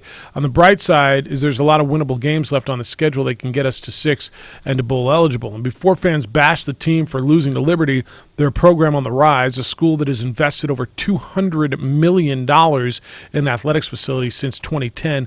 They had a crazy student section that filled the bottom section of the stadium behind the Lobo bench. A few things that really add to what helped make programs successful.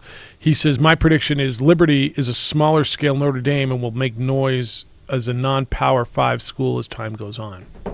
We'll see. Certainly they've committed to it. They've committed. They've got, they went out and got a coach that's won at the SEC level. They've got athletes. And they're on their way. And we'll see, if they get to that level. I think they're going to be a nice program. I think they're going to at some point have to find a conference. Yeah, they're not going to be able to compete at that level of being a Group of 5 representative as an independent. Yeah, as an independent. John, good morning. You're on the Quan's Auto Care Hotline. How you doing, John? All right, how you guys? Hey, you know what? I've been looking for a friend of mine. You guys know Owen Cuatro? Somebody said he moved to Denver. I get it. You get it. 0-4. 0-4 in Denver. My boy Owen. Yeah. Oh, see what he did there? I saw Hoser. It was a run by Fruiting. 0-4. Owen Cuatro. Yeah, he's living in Denver. Hey, do you know him? You know him pretty well. I know him very well. Yeah, you know him. He hung out the other day, gave up 225 yards to your boy Leonard Fournette. It's actually Joe Flacco's cousin. Skinny Joe. And Owen Cuatro. Now it hit me. You got it? Joe Flacco. Skinny Joe? Yeah. Ay, Dios mío. Yeah, that's right. Dan is concerned about San Jose State. Jeffrey and Jay Hill. The 41-24 score at Colorado Springs was misleading. It was much closer than that, was it? No, it wasn't. I don't think so either. No, it wasn't. Spartans just couldn't put runs on the board. It's how do you want to spin it? Because they did turn over the football twice. In the red zone. In the red zone on downs. Yeah. Brett Brennan was being very aggressive. So there is that piece. They were that close on the doorstep and didn't score. So they moved a little the ball. bit. Yeah. But overall, Air Force dominated that game. He said the Spartans couldn't put runs on the board when they got into the Flyboys red zone. As far as Lobo football was hard to watch. If Liberty makes a 38-yard field goal, that game's over in the third quarter. Yeah, and if the Lobos can make their field goal and Tavaka they get the fourth down spot, right, they get the fourth down spot, and Tavaka bounced out of there like for sure he had it. That one, and that's been a big key for Tavaka the last two games. Is hasn't like immediately resorted to running the football, but when he's brought it down, he's made some big plays. He's been decisive with it. Yeah. Brett Brennan is San Jose State's head coach. He will be with us here on this program tomorrow morning live at 7:45 because we won't be here at 6:45. It'll be 6:45 his time. I just might be outside still knocking on the door. All right, so I get out of the elevator. Our setup here at Radio Ranch is, a lot of security levels. You get in the elevator downstairs. You have to have a key card to get upstairs to get to the floor, and then you get out, and then you have to have a code to get in the door. Otherwise, you're standing outside where the elevators are. And so I come up, I get out of the elevator, and JJ's standing there, and he gives me this look like the look was like, I'm sorry, Dad. Like that look where I just crashed the car look. Like that look like I you know that I'm like, what's up? Like, I forgot the code. I could not remember the code to get in for the life. How long you been standing here? Probably 2 to 3 minutes. Yeah. I was standing there. It's happened to me before. Tried to call Hoser, he didn't answer. Yeah, Hoser didn't answer. And then I got in then, and Hoser's like, "Have you heard from JJ? He called me, but I missed his call." I'm like, "Yeah, he did. He's fine. He's fine." But yeah, if that happened to me, you'd be telling me I'm going senile. It's time to put me out to pasture. No, we wouldn't do that. He would. He can question me. I don't know what happened. No, man, it happens. We forget, and then you come off a weekend and full of numbers. And I know 17-10, and I know 30-17, and I know 12-10, and I know 55-40, and I know 27-26, but I don't know beep, beep, beep, beep. Yeah. Yeah, and so by the way, I opened the door for him, and after the first segment, he's like, "So what is the code?" I still don't remember it. What is? Oh, yeah. There's so many pins out in our world, man. You got a pin to log into your cell phone account. You got a pin to. Oh, it's just crazy. And this computer it changes, and then I've got the one at the other job, and I got 2 passwords there and 2 passwords. And then you can't keep a password book because if you lose that, then your whole world is destroyed. And it's oh my goodness. Mm-hmm. Good for the memory. You got to do passwords. Is Thanks it good a lot, for the memory? computers. All right, let's talk some NFL. We feel free to get in on what Bob Davey had to say because he said, what did he say? Urgency but not panic, right?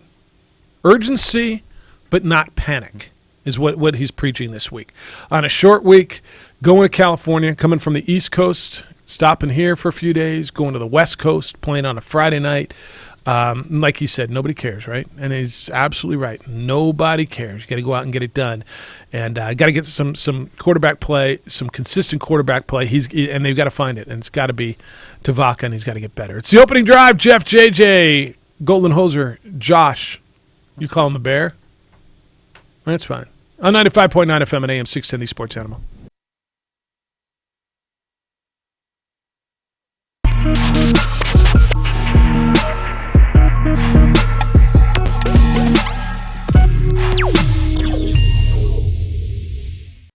The world-famous Laguna Burger is beautifully handcrafted.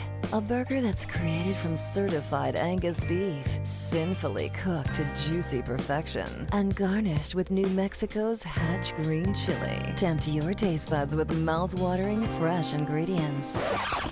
Cut! We're gonna need another Laguna Burger. Try the irresistible, world-famous Laguna Burger. Visit thelagunaburger.com. It's fresh with a kick. Take 32.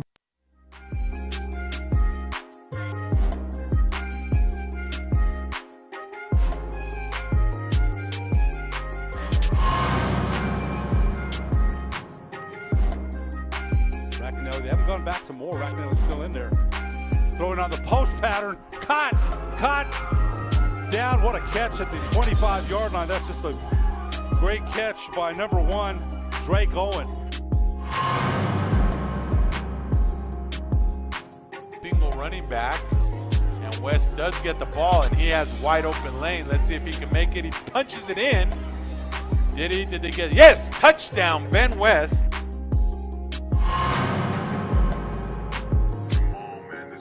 Franco hands the ball off. Nice hold for a nice run. He breaks one, touchdown!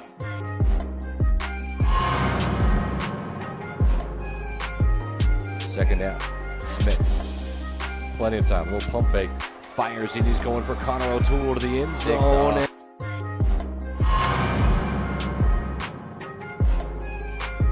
Fowler the play fake, throws it out to Colson on the screen. Colson breaks a tackle.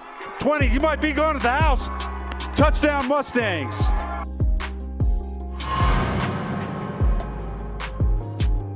Third down and 16. Redford going to throw it, throws it out. The receiver slip. The ball is picked, and back to the north side we go. And this could go all the way back for a touchdown and into the end zone.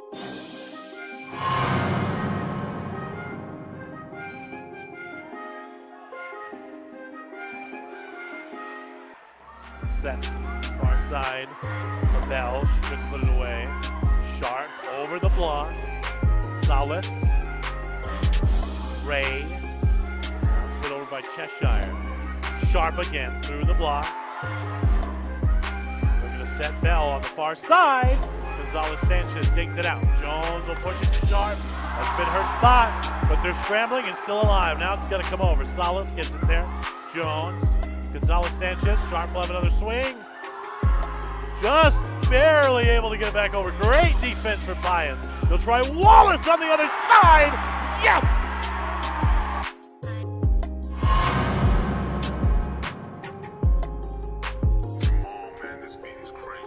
Play fake.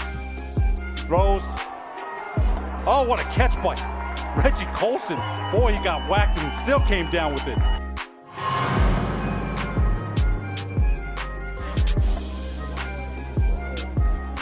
Handoff goes right side.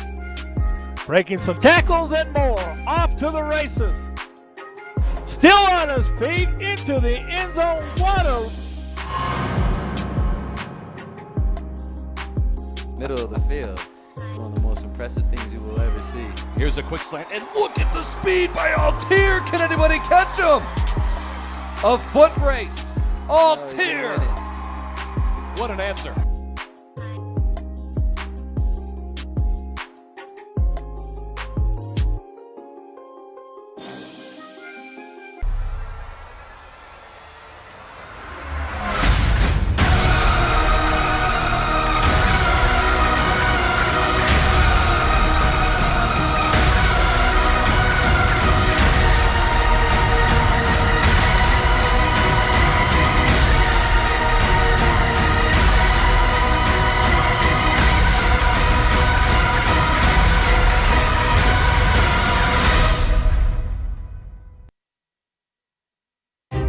What is glamour? Frailty. What is desire? Diamonds. They say a life lived without passion is hardly worth living. Ma'am? Ma'am? Ma'am? Dang, this one made me feel all special.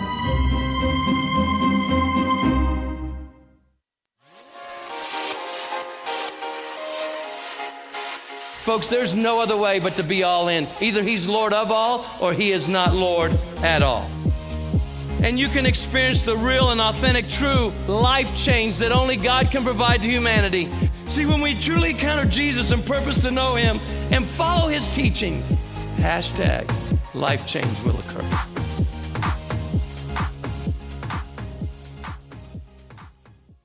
Dreamstyle Remodeling has been wowing homeowners in New Mexico since 1989. Selected as Best Custom Home Remodeler for 3 consecutive years by readers of the Albuquerque Journal, we're also your exclusive provider for top home improvement brands like Renewal by Anderson, Four Seasons, Blaze King, and many others. Founded and headquartered in Albuquerque, Dreamstyle Remodeling is family-owned and now employs more than 500 people across the southwestern U.S. In fact, we've helped more than 60,000 homeowners improve their home in New Mexico, Arizona, California, Idaho, and West Texas. We're committed to providing a superior customer experience. We've earned 4.6 stars with hundreds of online reviews and have an A+ with the BBB. Dreamstyle Remodeling is a proud supporter of UNM Athletics. Visit our beautiful 10,000 square foot showroom at 1460 Renaissance Boulevard across from Sam's Club or DreamstyleRemodeling.com to make your home remodeling dreams.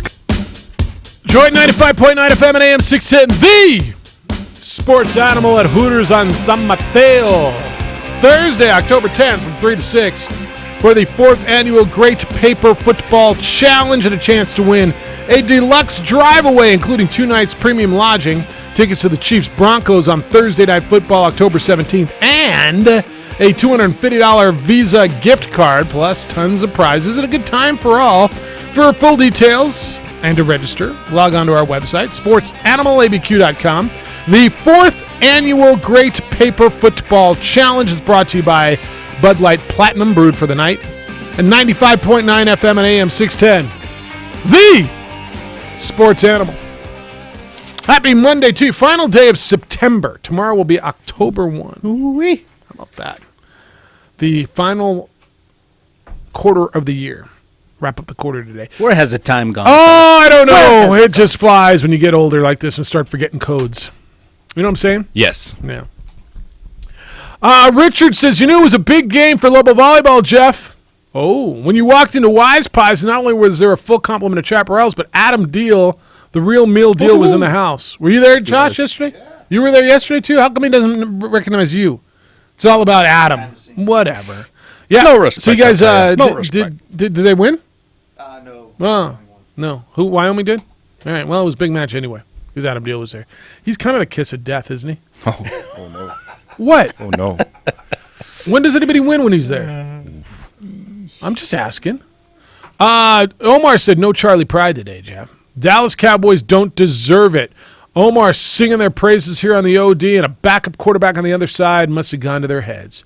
You always hear players crying about playing Thursday, but you never hear them talking about all the extra time to rest and prepare the next week, like the Packers have going into the critical contest next week.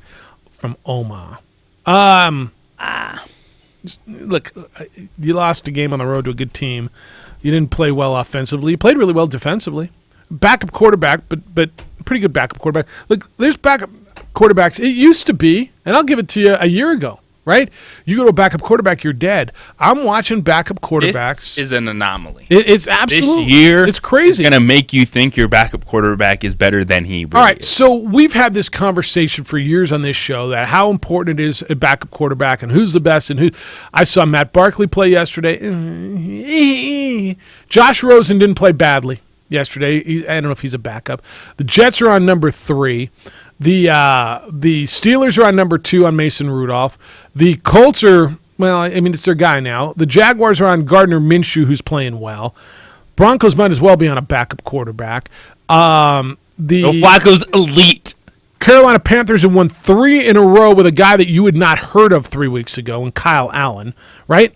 The Saints have won 2 in a row against 2 of the teams that people thought were the best in the NFC, the Seahawks on the road and the Cowboys with a backup in Teddy Bridgewater. The Bears won yesterday playing most of the game with a backup in Chase Daniel.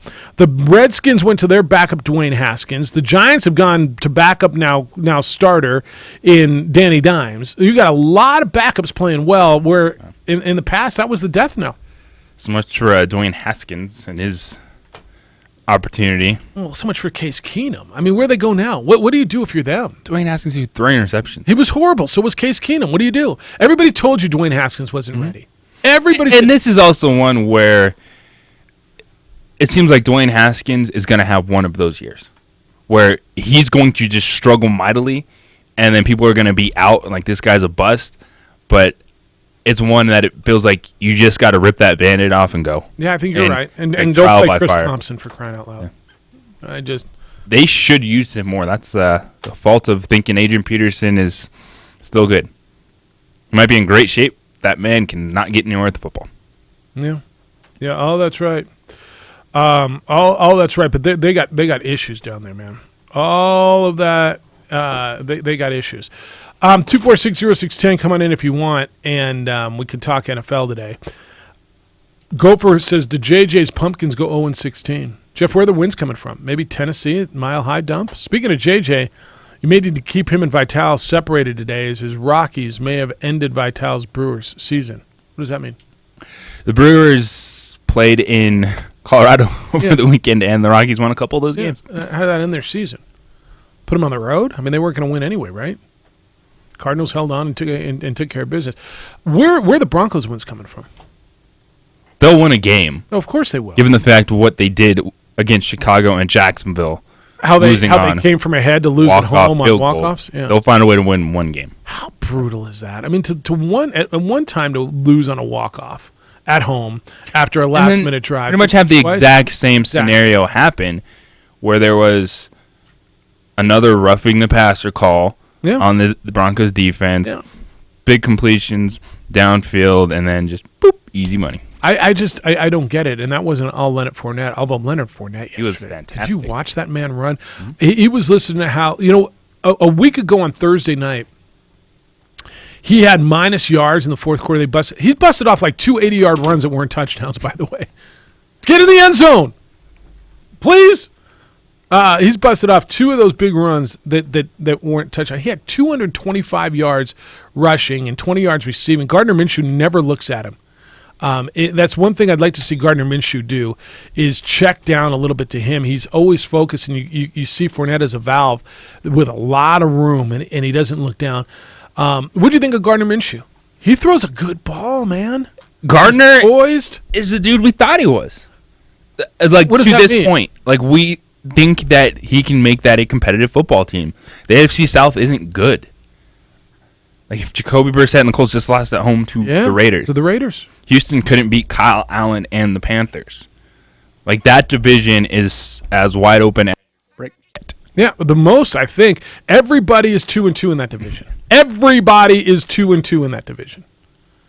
And I mean, the Minshew mania, and again, I don't think this is a fluke. Like Kyle Allen's winning and dropping the ball. Gardner Minshew, if you watch him technically, is a good quarterback. Boy, you should have heard his college coach go off over the weekend. We'll get you some Mike Price after his game, too, after watching the last game. Mike Leach. What did I say, Mike Price? Mm-hmm. Totally different guy. Yeah, that threw me off. He was a former coach at Washington State, and Mike Leach is the current coach there. I'll get you some Mike Leach as well, because what he said after the game, and he said it so matter-of-factly, coaches don't say very often, but this coach did.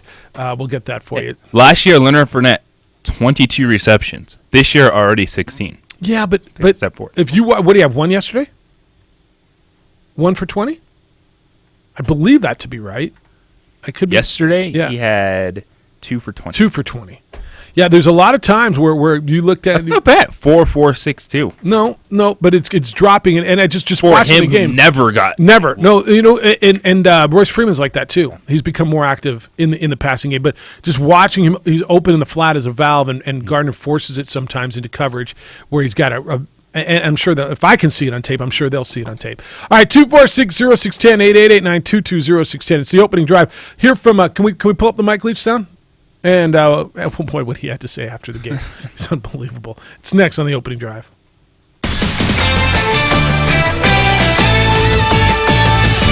This is Boomer Esiason with the CBS Sports Minute. Back in March, I worried that rookie general manager Brody Van Wagenen would go penny-wise and pound foolish by keeping promising rookie Pete Alonso in AAA for a few weeks in order to manipulate his service time. To his credit, Van Wagenen brought the humble, hard-working 24-year-old North to open the season with a big club. Fast forward to Saturday night, and what a night it was, when Alonso clouded his 53rd home run, more than any rookie ever. After a lengthy Citi Field standing ovation and curtain call, Alonso took the field in the top of the fourth with tears in his eyes. For my entire life, I only wanted to be a baseball player. I didn't have a plan B, Alonso said. To be part of Major League Baseball history, it's humbling, and it's just such a ridiculously awesome feeling. That moment was just pure magic. And it was for us too, Pete. I'm Boomer Esiason. CBS Sports Radio. Napa know-how. Now at Napa Auto Parts stores and Napa Auto Care centers, get a $20 prepaid Visa gift card when you buy oil, air, and cabin air filters. Because let's be honest, you probably don't remember the last time you changed them. So buy all 3 filters at your local Napa and get $20 back. Do it yourself or have it done for you. That's Napa know-how. Napa know-how. At participating Napa Auto Parts stores and Napa Auto Care centers. Limit 2 prepaid cards per household while supplies last. Offer ends 10/31/19. Want to hear something amazing? Discover matches all the cash back you earn at the end of your first year automatically, dollar for dollar, with no limit on how much you can earn. Amazing. It's kind of like being showered with cash from above, which would also be pretty amazing. It's so amazing that millions of people a year are getting their cash back matched. They just can't get enough. So whether it's raining down on your head or raining into your bank account, it's your cash back, and Discover is matching it. Discover Cashback Match. What are you waiting for? Learn more at discover.com/match. The Dan Patrick Show. We're saying there's a chance Tiger is going to be competitive. Well, he competed last year. He won his major this year. Did Father Time actually catch up with Tiger from April at Augusta to now? Weekdays at 1, the Sports Animal. Sports Animal time is now 8:44. Here's your final look at Monday morning's commute. This report is sponsored by Chili's, 3 for $10, now delivered. Well, we have a single car crash or disabled vehicle that's facing the wrong direction on southbound I-25 just south of I-40. That is on the right shoulder. We also have an accident southbound on Coors approaching Irving, blocking the left lane and shoulder with delays happening there. Chili's delivery means you can get Chili's 3 for $10 wherever you are just in a few taps, which makes everywhere you go a Chili's. So hi, welcome to your house or your office or the meat lovers section of your in-laws vegan barbecue. Chili's.com/delivery. Together we Chili's. And if you see an accident, make sure and always call us on the Traffic Tracker hotline at 767-9167. Brought to you by American Home Furniture Outlet and Clearance Center at I-25 and Comanche. I'm Josue with Sports Animal Traffic. New Balance Albuquerque. Shoes that fit better and perform better. At New Balance, we actually measure your feet on Juan Tabo north of Constitution and in Cottonwood Corners next to Best Buy. New Balance. Want to hear something amazing? Discover matches all the cash back you earn at the end of your first year automatically, dollar for dollar, with no limit on how much you can earn. Amazing. It's kind of like being showered with cash from above, which would also be pretty amazing. It's so amazing that millions of people a year are getting their cash back matched. They just can't get enough. So whether it's raining down on your head or raining into your bank account, it's your cash back, and Discover is matching it. Discover Cashback Match. What are you waiting for? Learn more at discover.com/match. Guys, if you could feel better, wouldn't you? The better question is, if you could feel better, why would you not? Of course you would, and you can with NuMale. It's Jeff Symbieta. NuMale has helped guys all over the country. Guys who are lacking energy, dealing with hair loss, low T, and erectile dysfunction. All things that are natural as men reach a certain age is nothing to be ashamed of. In fact, the only thing to be ashamed of is if you don't do anything about it. Call NuMale at 652-1688 and feel better. NuMale offers cutting-edge programs, the latest treatments, which have benefited guys everywhere. Guys like you who are done feeling fatigued, done feeling a lack of energy, done dealing with erectile dysfunction. Call NuMale. 652-1688. NuMale is right here in Albuquerque and has a tremendous success rate. If you're suffering from erectile dysfunction, depression, tired of being tired, and just want to feel better, NuMale is for you. Call NuMale at 652-1688. 652-1688 and feel better. It's Scott Stigler. I'm here with John Seaver of American Leak Detection. John, why do people call you? Scott, because they want to borrow money. Come on, seriously. Well, no, really, it's because they have a high water bill. But that could be the least of their problems, right? Yeah, Scott. Water leaks turn out to actually be the leading cause of property damage, far exceeding fire and theft. So a high water bill might be one warning sign. You know, I had a customer call me the other day because the walls in her home were cracking. And we discovered a water leak that had been leaking for months near the corner of the foundation of her home. No one wants that to happen, but that's pretty rare, right? Well, not necessarily, Scott. You know, 1 out of 10 homes are leaking right now. 1 out of 10? What should people do? Well, they should call American Leak Detection at 296-1757 and schedule a free water audit. Free? Yep, it's free, Scott. Just call us at 296-1757 or look us up at AmericanLeakDetection.com. American Leak Detection. Right now, at the Home Depot, you can save up to 35% on appliance special buys, like a large capacity Whirlpool washer-dryer pair for just $4.98 each, regularly $7.49 each, with adaptive wash technology to keep clothes fresher, and a price that won't even wrinkle your budget. Today's the day for doing and saving on appliances now at the Home Depot. More saving, more doing. U.S. only while supplies last. Gas dryer extra. See store for details. Valid through October 16th. Staples is more than a place you go to buy a printer. It's where an associate explained the difference between an inkjet, a laser jet, and a super tank printer in a way I could understand. Where I found a huge selection of printers at great prices, so I didn't have to run store to store. And it's where I can easily find the ink, toner, and paper I need priced low every day. Staples is your one-stop shop for all your printing needs. And right now, save up to $200 on select printers. Staples, for your business printing and beyond. In-store only, ends 10/5/19 while supplies last. Exclusions apply. Catch the Sports Bar with Michael Carlisle and Mike Trujillo. Local talk today at 3, 95.9 FM and AM 610. The Sports Animal. Who doesn't love them some Mike Leach? Y'all do, except for maybe his players nowadays. Oh, Mike. Washington State 2 weeks ago might have been the favorite in the Pac-12. Then they blew that 35-point lead at home to UCLA and went on the road and got beat 38-13 on Saturday at Utah, and now they are 0-2 in the Pac-12. Mike Leach, postgame was Mike Leach. It's the opening drive, Jeff, JJ, and the Golden Hoser along with Josh. 2460610 if you want to get in, 888-922-0610. All right, so you got to picture Mike Leach doing this in his typical Mike Leach nonchalant way, right? Yes. Was there a question to it, or was he just going on his monologue? Doesn't really matter, does it? It doesn't matter because it came out. Mike Leach on his players after getting beat 38-13 at Utah. And, well, we're a very soft team, you know. We get a lot of good press. We like to read it a lot.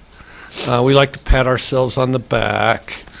You know, and if we get any resistance, we fold. And what's amazing about this is most of these guys were on the same team last year that was a tough team. Last year's team was a tough team for us. And we got nearly the same guys, and now all of a sudden they're not tough. You know, they're fat, dumb, and happy and entitled. Fat, dumb, happy, and entitled. Are you guys lacking some of the leadership that you may have had last year with guys like Gardner and Peyton? I don't know if it's that. I think it's more individual than that. I think we've got a bunch of free agents running around there that think they're pretty special, and then, you know, as soon as something doesn't go their way, they want to pout. So I think it's more collectively soft. I think I really think that over the off season, despite the fact we had incredibly hard work in the and we did work hard in the off season, and we worked hard in camp. Then I think we get to the season, and I think some collection of sitting around the apartments all the time, talking about how great we're going to be. Eventually, it evolves to how easy it's going to be. And then as soon as we face resistance, I mean, you know, we don't even fight it. Yeah, we didn't fight it today. Wow. All right, that was Mike. And then instead what we did is pout. Still going. And so then when we pout, then they think, oh, look, Mike he's pouting. Somebody's going to feel sorry for him. No, they don't think that. That's not what they think. They think, oh, you're a really soft person. And coaching-wise, we failed to get through to them.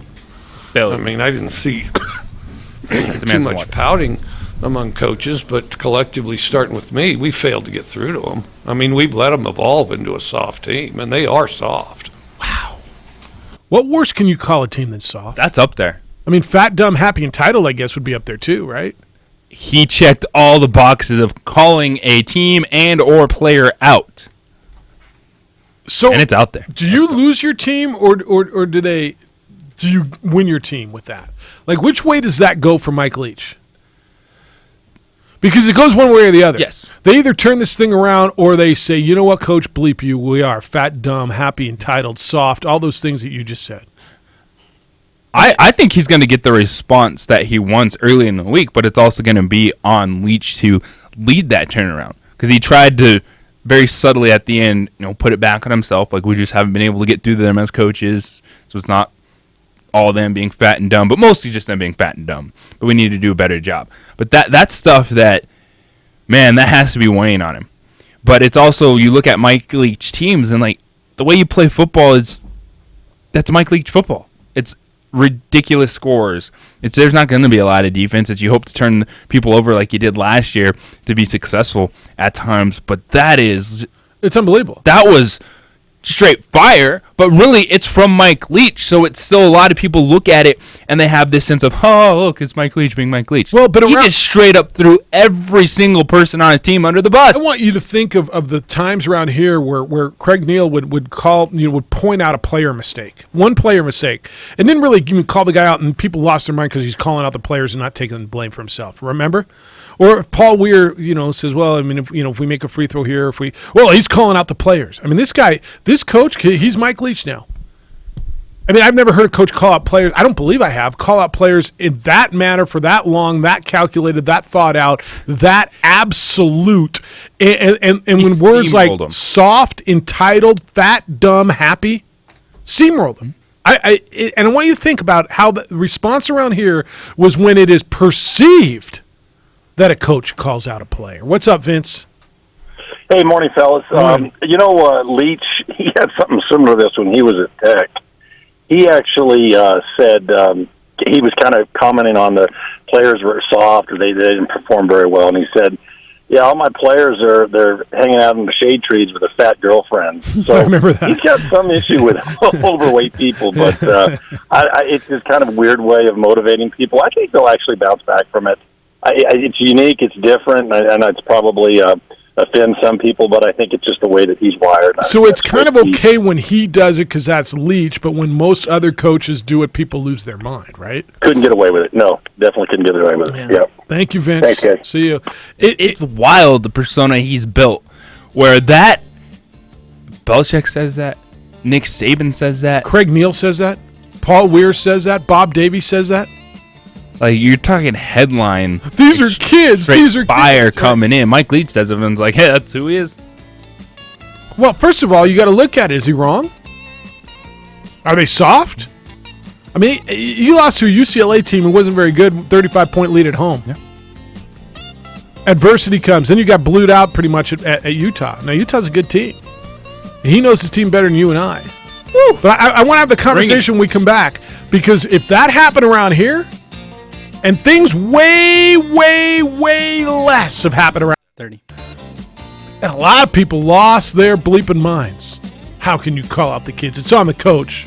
20. Mike Leach does it, and it is national entertainment. So that's the guy who gives marital advice. It's the opening drive. 10. Jay Hoser and Josh on 95.9 FM and AM 670 Sports Animal.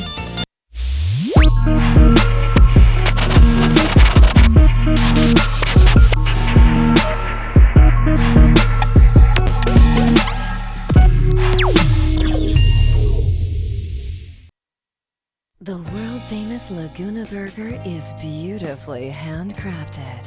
A burger that's created from certified Angus beef, sinfully cooked to juicy perfection, and garnished with New Mexico's Hatch green chili. Tempt your taste buds with mouth-watering fresh ingredients.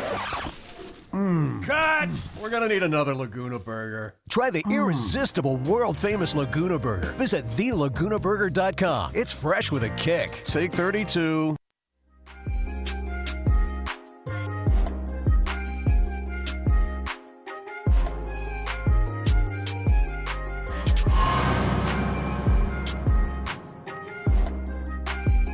They haven't gone back to more. Racknell is still in there. Throwing on the post pattern. Cut! Down. What a catch at the 25-yard line. That's just a great catch by number 1, Drake Owen.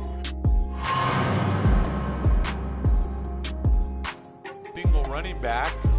And West does get the ball, and he has wide open lane. Let's see if he can make it. He punches it in. Did he get it? Yes! Touchdown, Ben West.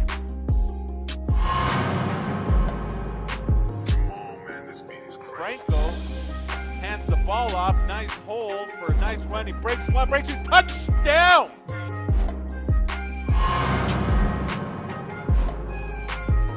Second down. Smith. Plenty of time. A little pump fake. Fires in. He's going for Connor O'Toole to the end zone.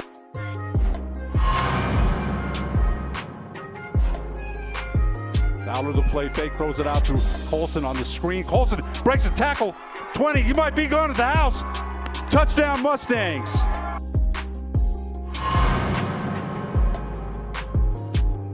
Third down and 16. Redford going to throw it, throws it out. The receiver slipped. The ball is picked, and back to the north side we go.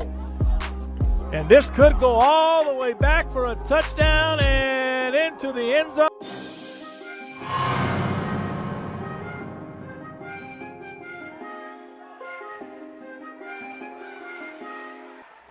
Set far side for Bell. She couldn't put it away. Sharp over the block. Salas. Ray. Hit over by Cheshire. Sharp again through the block. Looking to set Bell on the far side. Gonzalez Sanchez digs it out. Jones will push it to Sharp.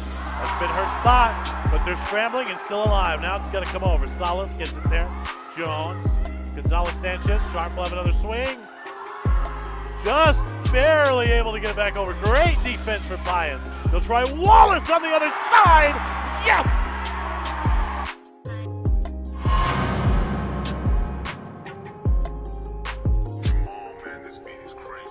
Play fake. Throws. Oh, what a catch by Reggie Colson. Boy, he got whacked and still came down with it.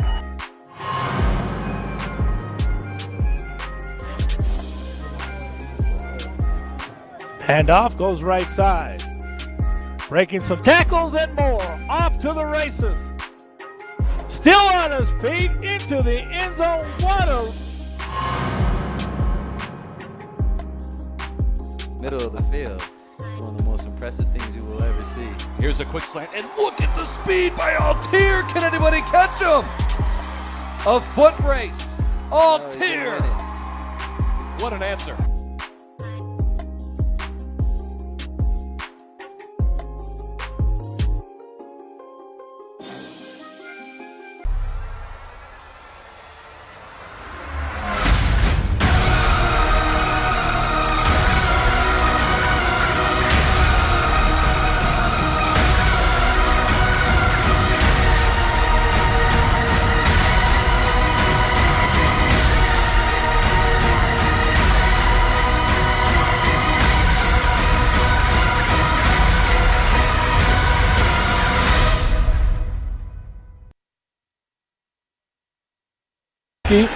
deep, low snap, and it's blocked.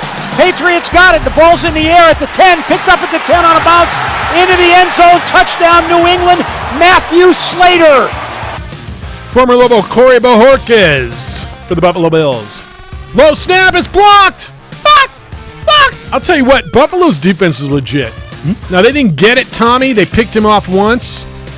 But they held that offense in check for the most of the day, 16-10, and obviously one of those touchdowns was a special teams touchdown. So really, they gave up 9 points.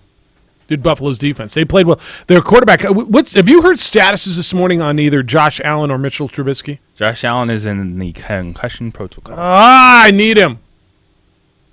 All right, who's the Colts play next week? Don't they have like a featured game Sunday night or something? Play Kansas City. All right, that's offense. I don't have a problem playing Jacoby Brissett against that defense. I'll play you against that defense. Everybody scores points. It's the opening drive. Jeff Symbieta, JJ Buck, Josue. Josh is producing over on the ProView Networks. That's your visual medium. We are simulcast for you every single day, or at least every day we're in studio. Next Friday we'll be out Balloon Fiesta, so they got to figure that one out. You know that? Well, you know, yeah, I really just got some ideas. Maybe just run the best of DOD, or we could just run every Lance call that we've had back to back to back. Yeah, thanks. I want to finish up the thought on Michael, and then followed up with Edward, and we'll just lose everybody. I just want to finish up on the Leach thought. He went on a 2.5-minute tirade. Called his players fat, dumb, happy, and entitled, and soft. Called them soft probably 4 times.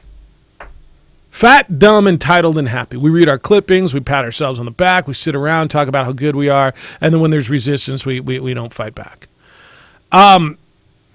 Mike Leach gets away with it. I don't know who else does. Maybe Belichick could, do you think? Maybe Belichick's earned that. Nick Saban could do that. Guys that will do it, and there won't be a harsh reaction because you look at the resume. But Leach doesn't have that resume. Leach doesn't have the resume, but he has this like, golly shucks, it's Mike Leach. What funky thing is he going to say this time? Well, it's the crazy professor stuff. That was check every box of things you do not want to hear as a team or athlete. Well, okay, and so is it different as a college coach as opposed to a pro coach? And I'm going to go back to around here because Craig Neal, and I'm going to tell you, I think, look, whatever happened with Cullen, and he got off on this foot with a lot of people, but Craig got hammered when he would point out a player missed a free throw or turn the ball over, and even if he didn't name them by name, right? Oh, he's calling out his players and it's on him. Paul Weir even a couple times, right? What's he calling out his players for? Bob Davie. The Leach gets away with it, and I mean, call out his players. He pull out the blowtorch. They're fat, dumb, happy, and entitled. We're soft. We get a little resistance, and we don't respond. Soft is about as bad as you can call an athlete, especially a football player. But he gets away with it, and we kind of laugh. I think it's the way he talks. I think that's what. Why? I don't know. It's just he's not like yelling at him. He's just not like Craig wasn't yelling crazy. when Craig talked about it in the press conference. He wasn't yelling. He was, matter of fact, I'm going to tell you right now, Craig wasn't wrong about the things he said when people lost their mind. Now I get the dynamic was different. People, they were losing, and as is Washington State right now, and people were done with Craig and the Cullen thing and whatever. I get the difference in dynamic, but Craig, when he pointed those things out, wasn't wrong. And people here lost their bleeping minds. And this guy... do we know how they're responding there locally? I was just looking at it. Trying and it's kind of ha ha ha. And nationally, we all shucks this thing, to your point. Leach did it again. And by the way, but Leach probably isn't wrong either. Mm-hmm. And I think you get back to it. We're at a point in time where people were falling off the Craig Neal bandwagon. We're done with Craig Neal at that point in time. Adding atop the animosity towards Cullen and everything that was going on, and just those 3 years after Steve Alford left, where you're going to get a much different reaction. And I think that's the vocal portion of the Lobo fan base comes out against coaches quicker. The vocal portion, yes. And I always think, this place a fishbowl and it's different. I'm not telling you you're right, you're wrong. I'm not saying that Leach should be getting some flack or isn't. I'm looking at the absolute difference in reaction. And by the way, that was a nuclear bomb as opposed to firing an arrow.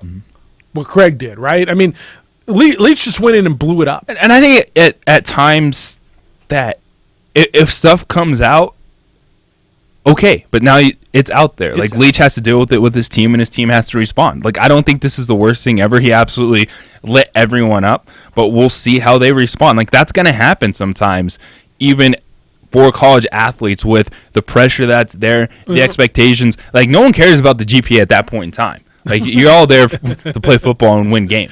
So does Leach go in today? Because, first of all, he doesn't apologize. No. His message today is, hey, I meant it.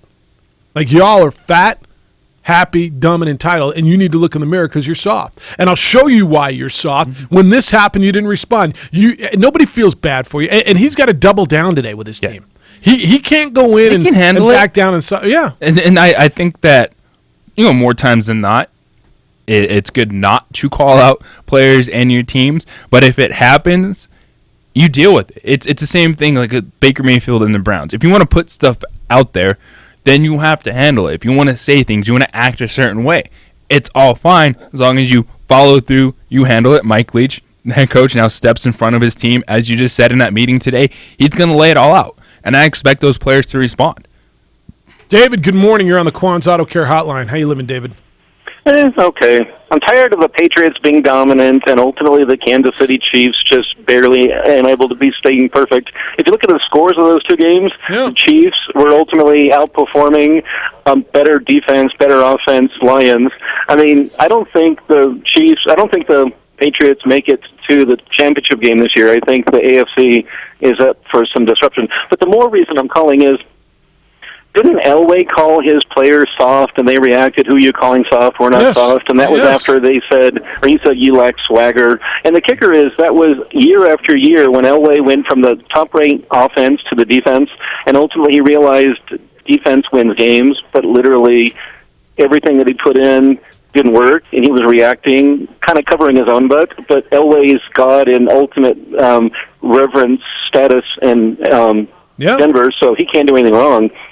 Look at Saban, who says, okay, his quarterback comes off 6 touchdowns and ultimately a running touchdown, blowing their opponent out, and then what do they say afterwards? Oh, we have things to work out. I'm like, are you kidding? And Saban's known for the motivator, but even when Saban said to the fans, okay, if you want to be number one, you have to stay to the game. I'm like, since when, Nick, does your number one status depend on your team showing up in the fourth quarter of a blowout over New Mexico State 62-10? since when do you think your team's performance depends on your fans? Yep. I mean, in some cases, people can get away with it, but back to the Davey thing, I think Davey has duped people into believing that his thing is a work in progress. I think people who accept the coach's persona can ultimately go along with what they're known for. I think Davey needs to go, but the local media, the local fan base, the local administration kind of accepts Davey from saying, okay, the minute you think about getting fired, you're going to get fired. We don't think the performance against Notre Dame was that bad. Ultimately, going into this, that, or whatever, I think he's duped the local people into believing that he's all that when he's not. And my point, overarching point, is the minute you kind of accept the coach's persona and then take them, what Washington State might be dealing with is the millennial. I mean, people wonder about the millennials being everything that he said, meaning they're fat, they're lazy, they're stupid, they just sit on their computers, they do nothing. Entitled. He might be dealing with a millennial football player who says, okay, you want resistance? There it is. You need to work through it. Get off your butt and do it. Maybe. David, good call. Thank you, sir. The Leach thing's maybe. If you're on the phone, stay there. We're going to get to you as soon as we get back. But I want to tell you about New Mail, because if you're done feeling a lack of energy all the time, you're done feeling fatigued and dealing with erectile dysfunction, we got a place for you. New Mail is the place. It offers cutting-edge programs with the latest treatments. And it's benefiting guys everywhere, and maybe it's guys like you who are dealing with all that stuff. Call New Mail at 505-652-1688. 505-652-1688. New Mail's helping guys all over the country. Guys who are lacking energy, dealing with hair loss, low T, erectile dysfunction. All of these things are natural when men reach a certain age, and nothing to be ashamed of. In fact, fellas, the only thing to be ashamed of is if you don't do anything about it, especially when you've got an option that will help you. It's not going to just go away. New Mail's number is 505-652-1688.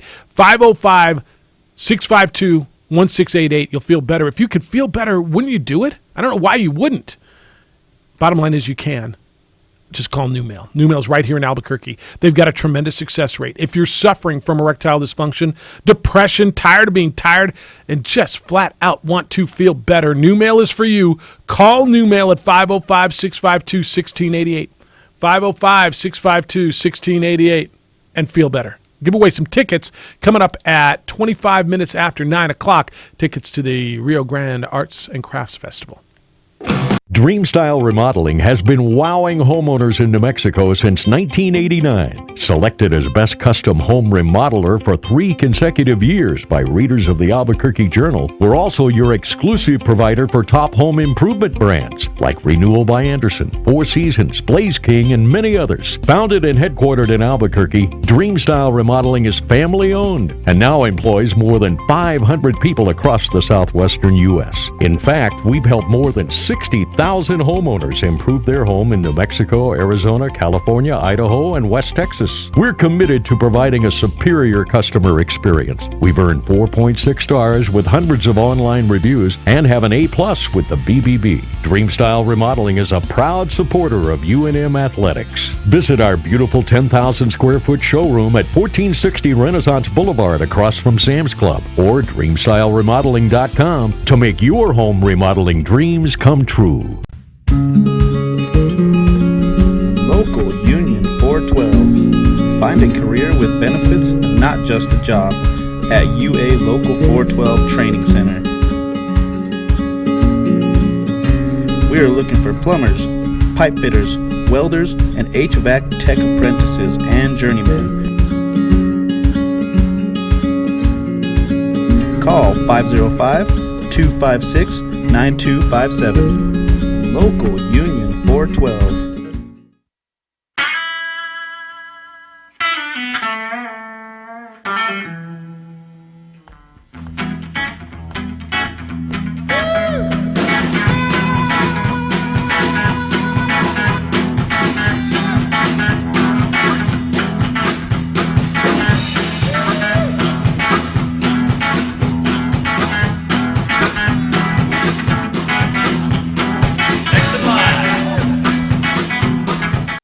Compaction wants to help you keep your green. And keep the community green as well. Jackson Compaction has worked hard to maintain the same prices since day one.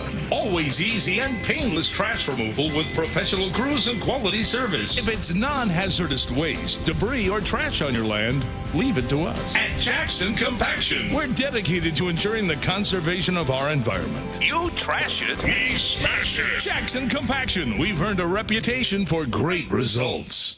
The Lascombe family has been growing and crafting wine in New Mexico since 1981. Formerly known as St. Clair Winery, we're going back to our roots and honoring our founders, Danielle and Hervé Lascombe. Today, our D.H. Lascombe Winery and Bistro locations continue to deliver the exceptional wine and food experience you've come to expect from the Lascombe family. Visit us and enjoy a culmination of our 6th-generation winemaking legacy and unique, perfectly paired foods. D.H. Lascombe Winery and Bistro.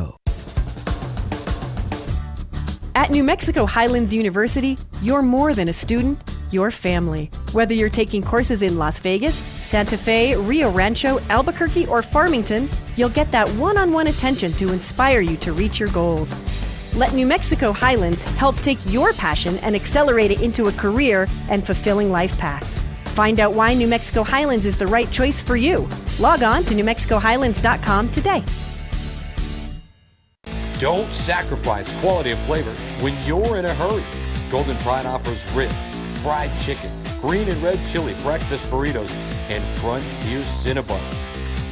4 great locations, or visit us online at goldenpride@abq.com. Golden Pride Barbecue Chicken and Ribs, proud supporter of ProView Sports Network.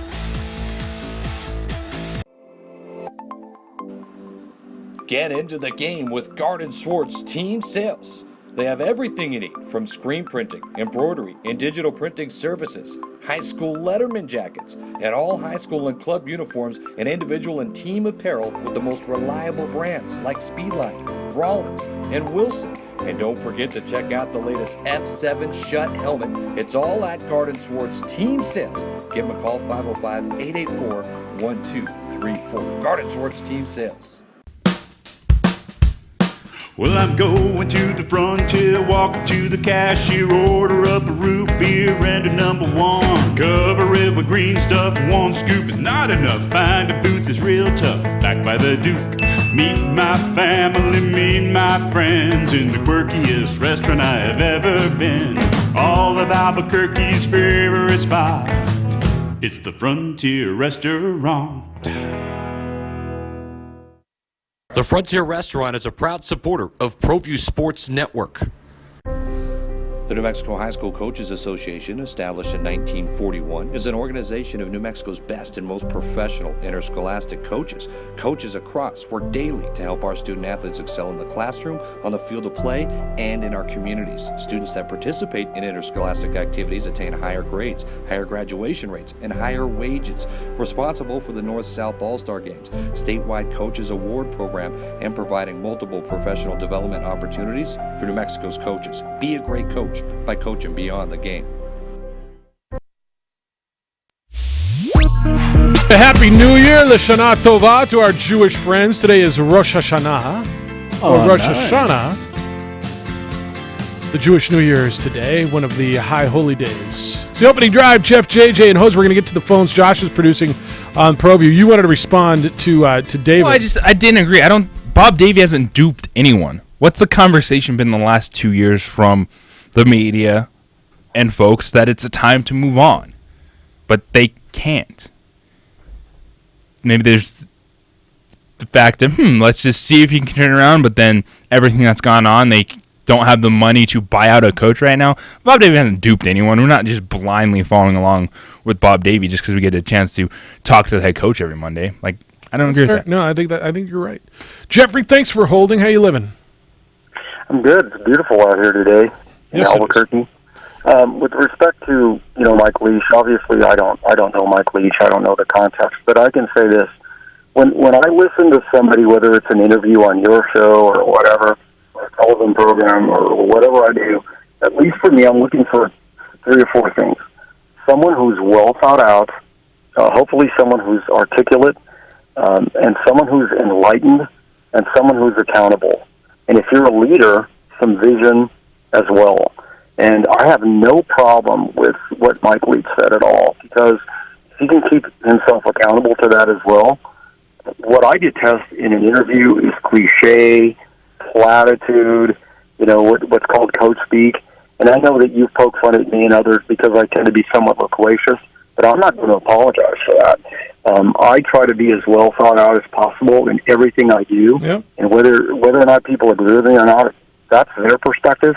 But I'm looking for people when they're interviewed to be well thought out, articulate, enlightened, and accountable, and as authentic as possible. And, oftentimes our society, because of our political correct cancer, we don't actually want to hear the truth, because sometimes it's difficult to process and to be accountable to. So I appreciate anyone who's as authentic as possible, because it is difficult to live authentically. And it's got to be factually based, right? You can't do that every day, every week on a regular basis. Obviously there's a shock factor to it, but that's what he feels. So I know you were critical of Craig when Craig would say something about a player, so Craig Neal was not a coach speak cliche kind of a guy. When he was criticized around here for being too candid and telling too much of what he thought was the truth. And again, I'm going to tell you, the few times he criticized players, I don't think he was wrong. But I know a lot of people around here really took offense to that. I wasn't offended when Craig Neal called out his players. What bothered me was, if you're going to call out a player, you as a coach, as a leader, have to be accountable to that as well.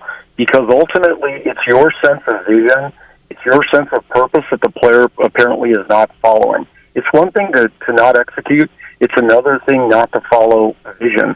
I have no problem with calling, quote-unquote, somebody out if I'm going to keep myself accountable within that context as well, particularly if I'm a leader. And so like Leach in this context said, we as coaches allowed them to be soft. It's our fault. We've allowed this to happen. Yeah, so to some extent, again, I don't know all the context, but at least there he's saying, I have some responsibility in this. But I have no problem in enlightened thinking, well thought out thinking, someone who's articulate, as long as they're accountable within that context. I have no problem with it at all. All right, good to hear you, man. Always Thank is. you. Jeffrey called the 246-0610. So what do you want to hear from a coach? You want to hear the truth? You want to hear, well, we didn't play well and we didn't execute, and what do you want to hear? You want to hear him say our players are fat, dumb, happy, and entitled? That they're soft, that every time there's resistance, they crumble?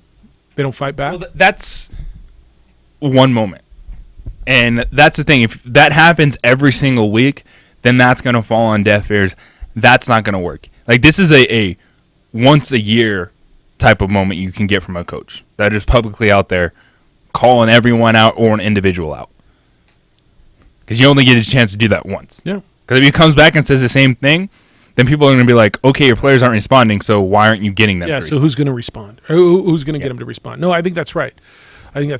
Got an email from Chris, and he said on Craig, he was criticized mostly for the decision about effort. When you said you can't coach effort, he was wrong about that. And Craig took some hits on issues he probably shouldn't have, like Cullen. However, those effort comments bothered me. I think the effort thing was big, but I think that was after he had already been criticized. And the effort comment was a tough one for a lot of people, and I understand that. You're not wrong on that. You're not wrong, because most coaches believe you can coach effort, right? Mm-hmm. And Craig, big part of what they feel their job is. Yeah, right. And so I think you guys, Chris, you're right on that. But he was already getting hit well before that on a lot of other things, and that's part of it too, and that's fine. That's where that goes. All right, let me get some other emails as well. Lars says, when I finished my to-do list at 3:30 Saturday, Hefe, it was 82 and sunny. Come on, you wouldn't have gone out there anyway. It would have been too late or too hot or too early or too cold. Yeah, if you just finished at 3:30 and then you're driving to the stadium, probably didn't pre-purchase your tickets. You might stand in line for a few minutes. And then I would have had to pay for Then you'll get in, and maybe it's about 4:30, 4:45. You missed a quarter, and then you're like, well, I got to get my hot dog and my drink. Well, it's halftime. Well, I just might as well go home. I was dying to go to Branchfield for a game, he says. This was the second amazing September Saturday. The other was the 7th with that oddly timed bye week. They could have taken advantage of perfect conditions to get folks out to the stadium, and they didn't. Yeah, it's their fault. Lars, did you go out for the Aggie game? I'm just curious. Maybe you did, maybe you didn't. I don't know, because that was kind of a perfect day too. They should, they should plan these things like a week out.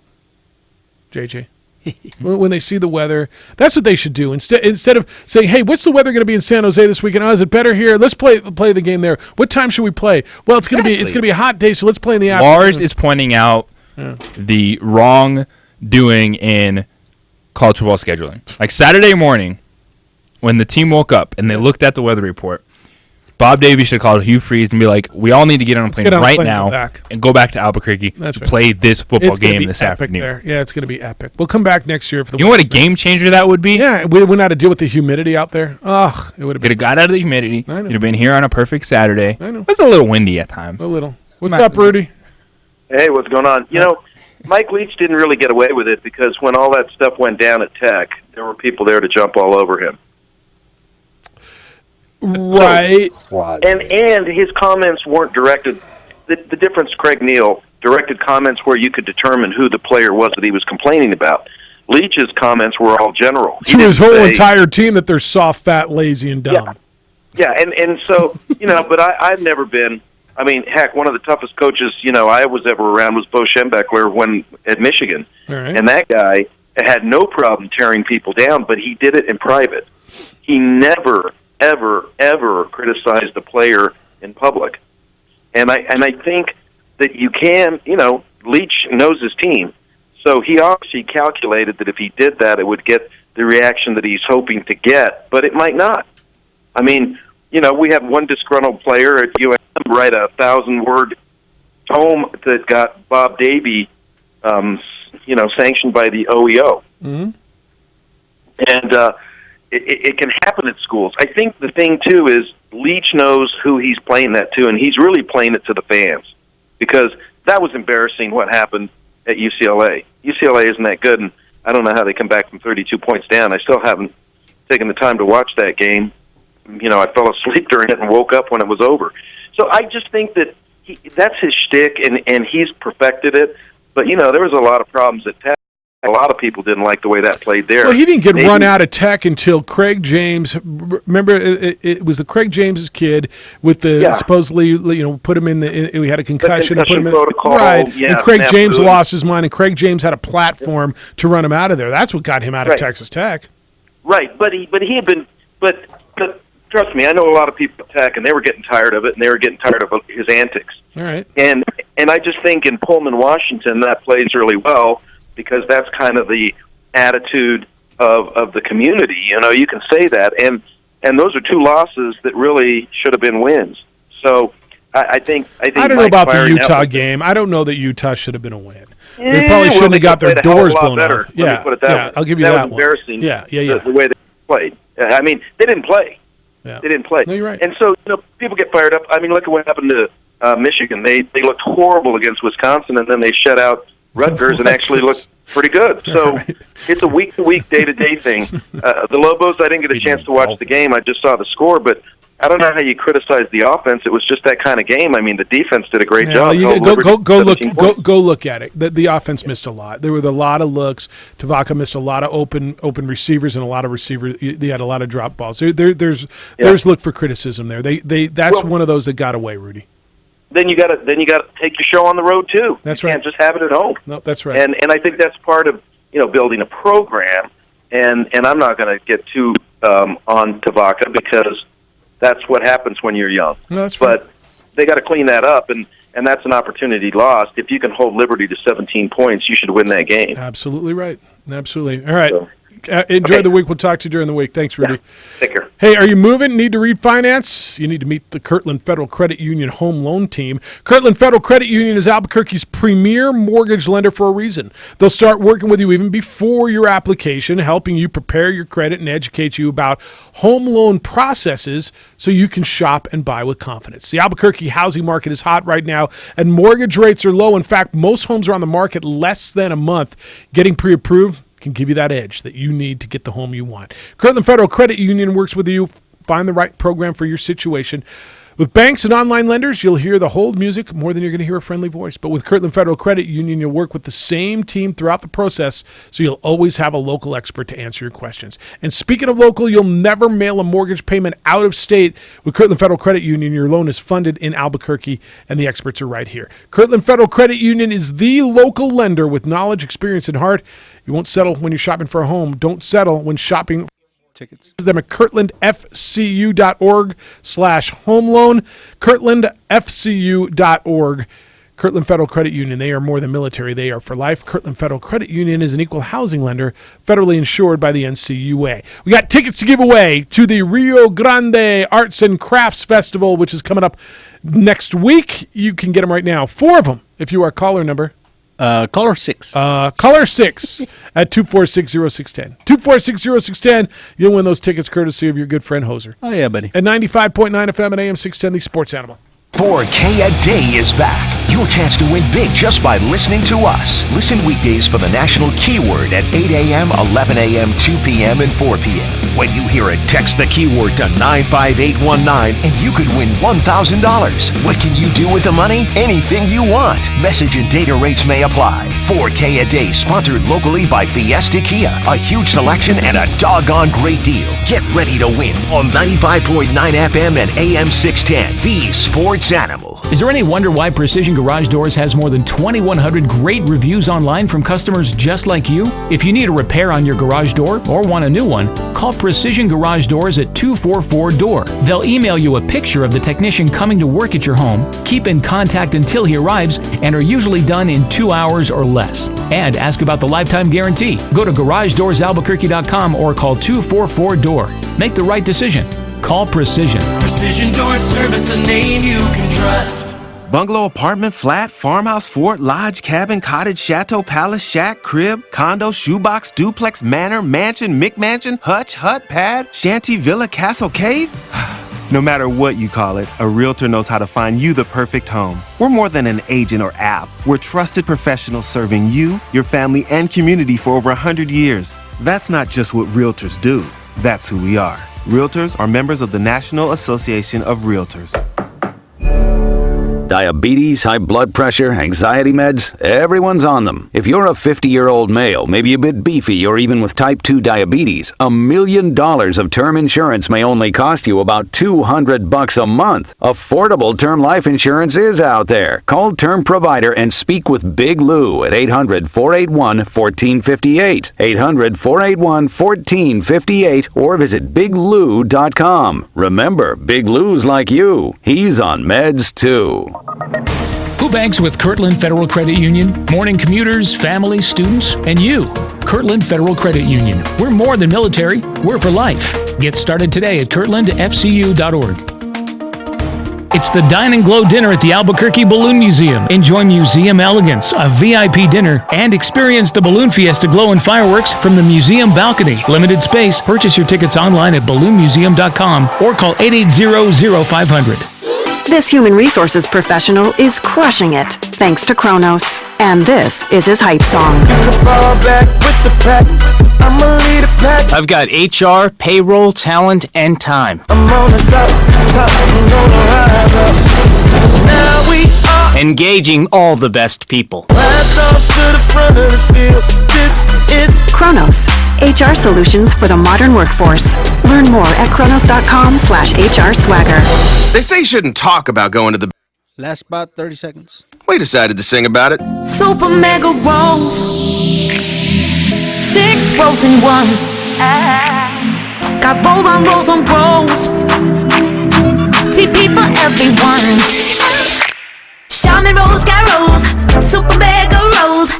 Super mega lasts forever. Charmin rolls got rolls. Charmin Super Mega Roll is 6 regular rolls in one. Enjoy the go with Charmin. 6 rolls in one. The Jim Rome Show. Up next at 10, 95.9 FM and AM 610. The Sports Animal. Haven't you heard? It's a week-to-week league. You're going to spit fire. You're going to be Rex Ryan last week all over Baker Mayfield, all over the overrated Browns. And what do? They drop 40 on the Ravens in Baltimore, and everyone feels better. All of a sudden, are you shifting to maybe the New Orleans Saints with Teddy Bridgewater as the best team in the NFC? That's what one performance, that's what one game can do in the NFL. Welcome back to Opening Drive. JJ, Josh, Hoser, Symbieta somewhere, probably getting coffee. rolling along. It's Monday Talking morning. about his pants. Is it velvet? Loving the pants. But that's the league. You're going to have back and forth. You're going to have amazing performances. You're going to feel one way, and then you're going to come back and be like, how did we ever feel that way to begin with? Yes. Want to go to the phones? Did you give away those tickets? I did, yes. What John are you talking won 'em. about? About your pets and their... Haven't we heard before? About your pants. This is a week-to-week league. Yeah, Marty said that. It's Marty's line. But it's a week-to-week league. Because all of a sudden, Hot Take Daddy burst into the studio see him? during he's the happy, break going, happy. we're back, baby. I just said you're going to It's just- Super Bowl now. And that's what one I performance just can saw him. do. I said, I told you, just Wear his relax there, jersey. tough guy. Right? Just relax. Do you like Rex Ryan, though, wearing the orange tie on Sunday NFL I know Countdown? with the That was a suit, good job. yeah. I like that. Grady, what's happening? How you living? Ultimate effort coaches of the OD in the AM. I'm living pretty swell. How about you guys? You know, all's good. All's good. Nice. You know, I hate to divert from the NFL talk, but I want to get in on Mike Leach real quick.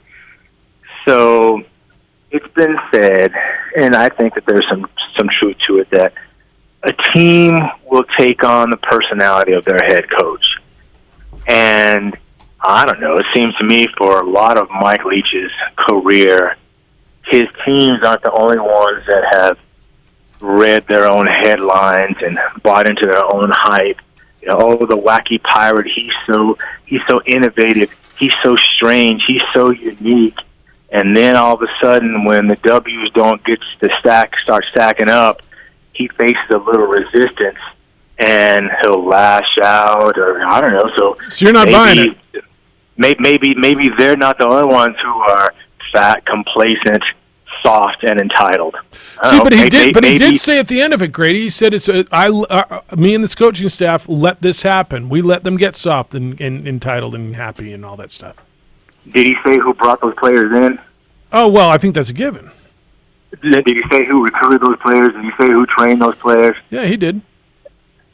So it's interesting that he's able to well, frankly get away with that, and that's just again like that's it's his stick, and oh well that's just kind of what I do in his monotone deadpan delivery. Oh, it's so refreshing, it's so this, it's so that. Well, to me, it's tiresome, it's predictable, and it's what he's always done.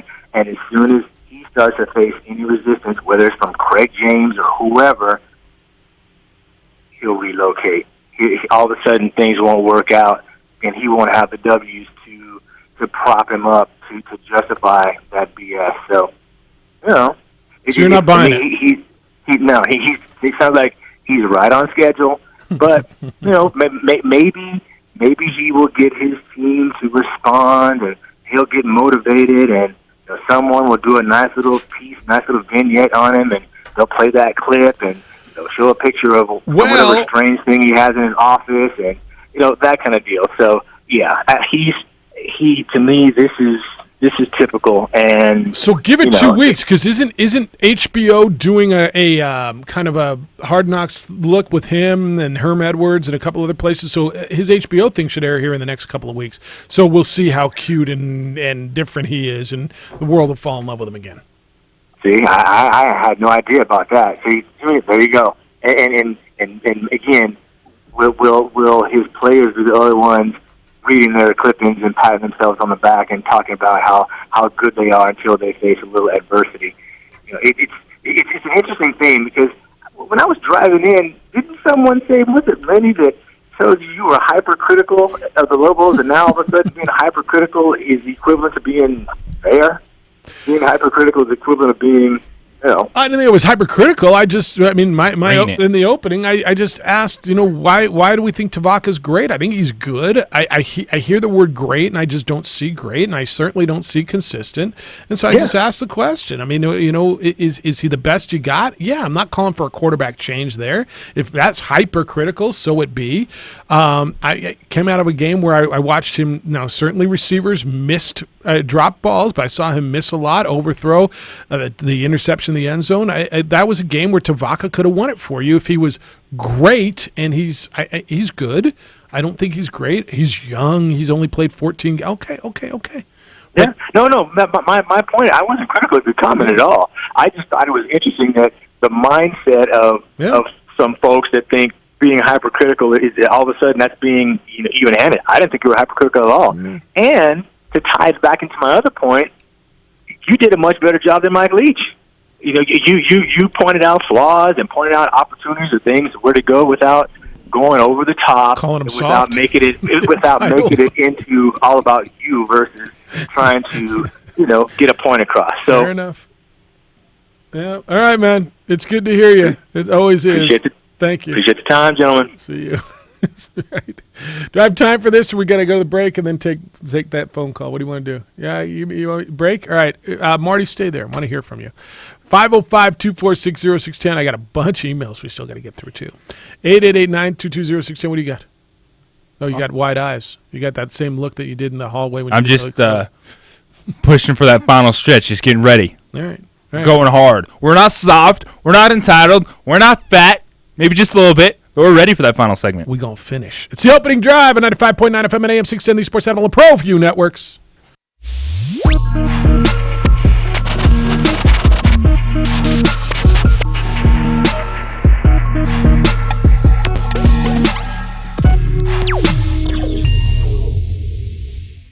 The world-famous Laguna Burger is beautifully handcrafted. A burger that's created from certified Angus beef, sinfully cooked to juicy perfection, and garnished with New Mexico's Hatch green chili. Tempt your taste buds with mouth-watering fresh ingredients. Cut! We're gonna need another Laguna Burger. Try the irresistible, world-famous Laguna Burger. Visit thelagunaburger.com. It's fresh with a kick. Take 32.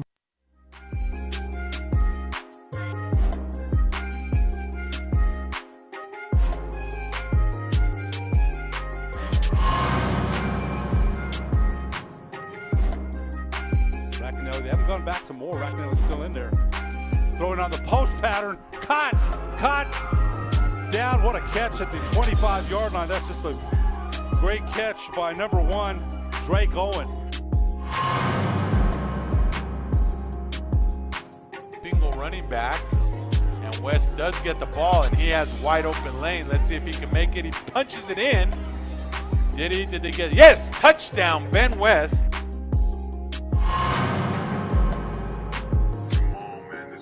Franco hands the ball off. Nice hold for a nice run. He breaks one, breaks two. Touchdown!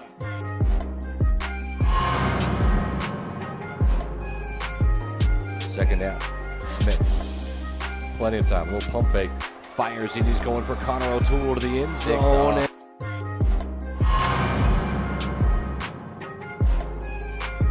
Fowler the play fake, throws it out to Colson on the screen. Colson breaks the tackle.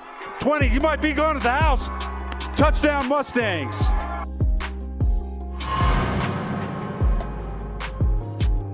Third down and 16. Redford going to throw it, throws it out. The receiver slipped. The ball is picked, and back to the north side we go. And this could go all the way back for a touchdown and into the end zone.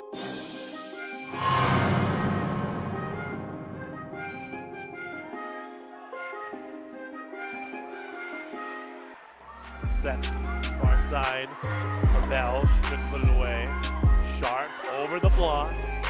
Salas. Ray. Hit over by Cheshire. Sharp again through the block. Looking to set Bell on the far side. Gonzalez Sanchez digs it out. Jones will push it to Sharp. That's been her spot, but they're scrambling and still alive. Now it's going to come over. Salas gets it there. Jones. Gonzalez Sanchez, Sharp will have another swing. Just barely able to get it back over. Great defense for Pius. They'll try Wallace on the other side. Yes!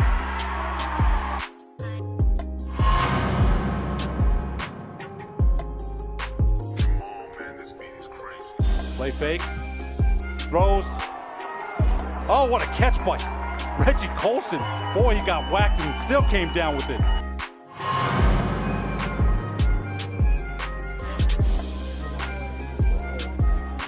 Handoff goes right side.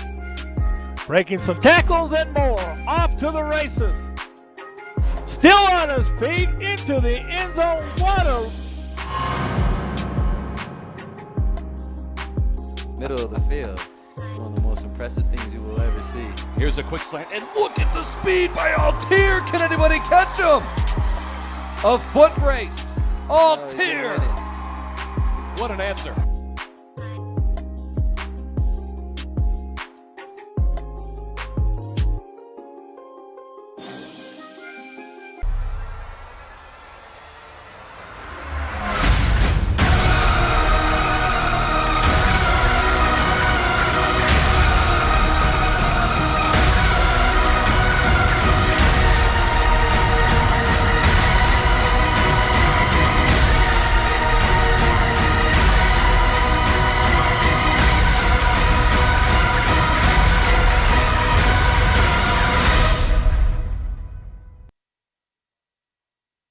What is glamour? Frailty. What is desire? Diamonds. They say a life lived without passion is hardly worth living. Ma'am? Ma'am? Ma'am? Dang, this one made me feel all special.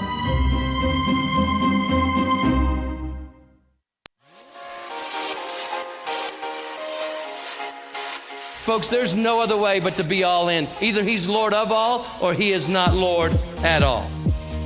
And you can experience the real and authentic, true life change that only God can provide to humanity. See, when we truly encounter Jesus and purpose to know him and follow his teachings, hashtag life change will occur.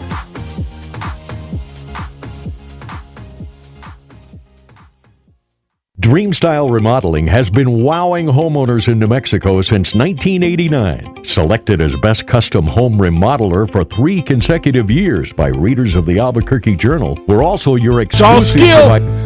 It's all skill. Hey, 4K Day is back. Your chance to win big just by listening to us. Listen weekdays for the National Keyword, 8 a.m., 11 a.m., 2 p.m., 4 p.m. When you hear it, text it to 95819 and you could win $1,000. Message and data rates may apply. 4K Day sponsored locally by Fiesta Kia. A huge selection of doggone great deals. Get ready to win on 95.9 FM and AM 610, the Sports Animal. Marty, thanks for holding. You're on the Quan's Auto Care Hotline. How you living? First day of Rosh Hashanah. Yep. Shana Tova. Shana Tova.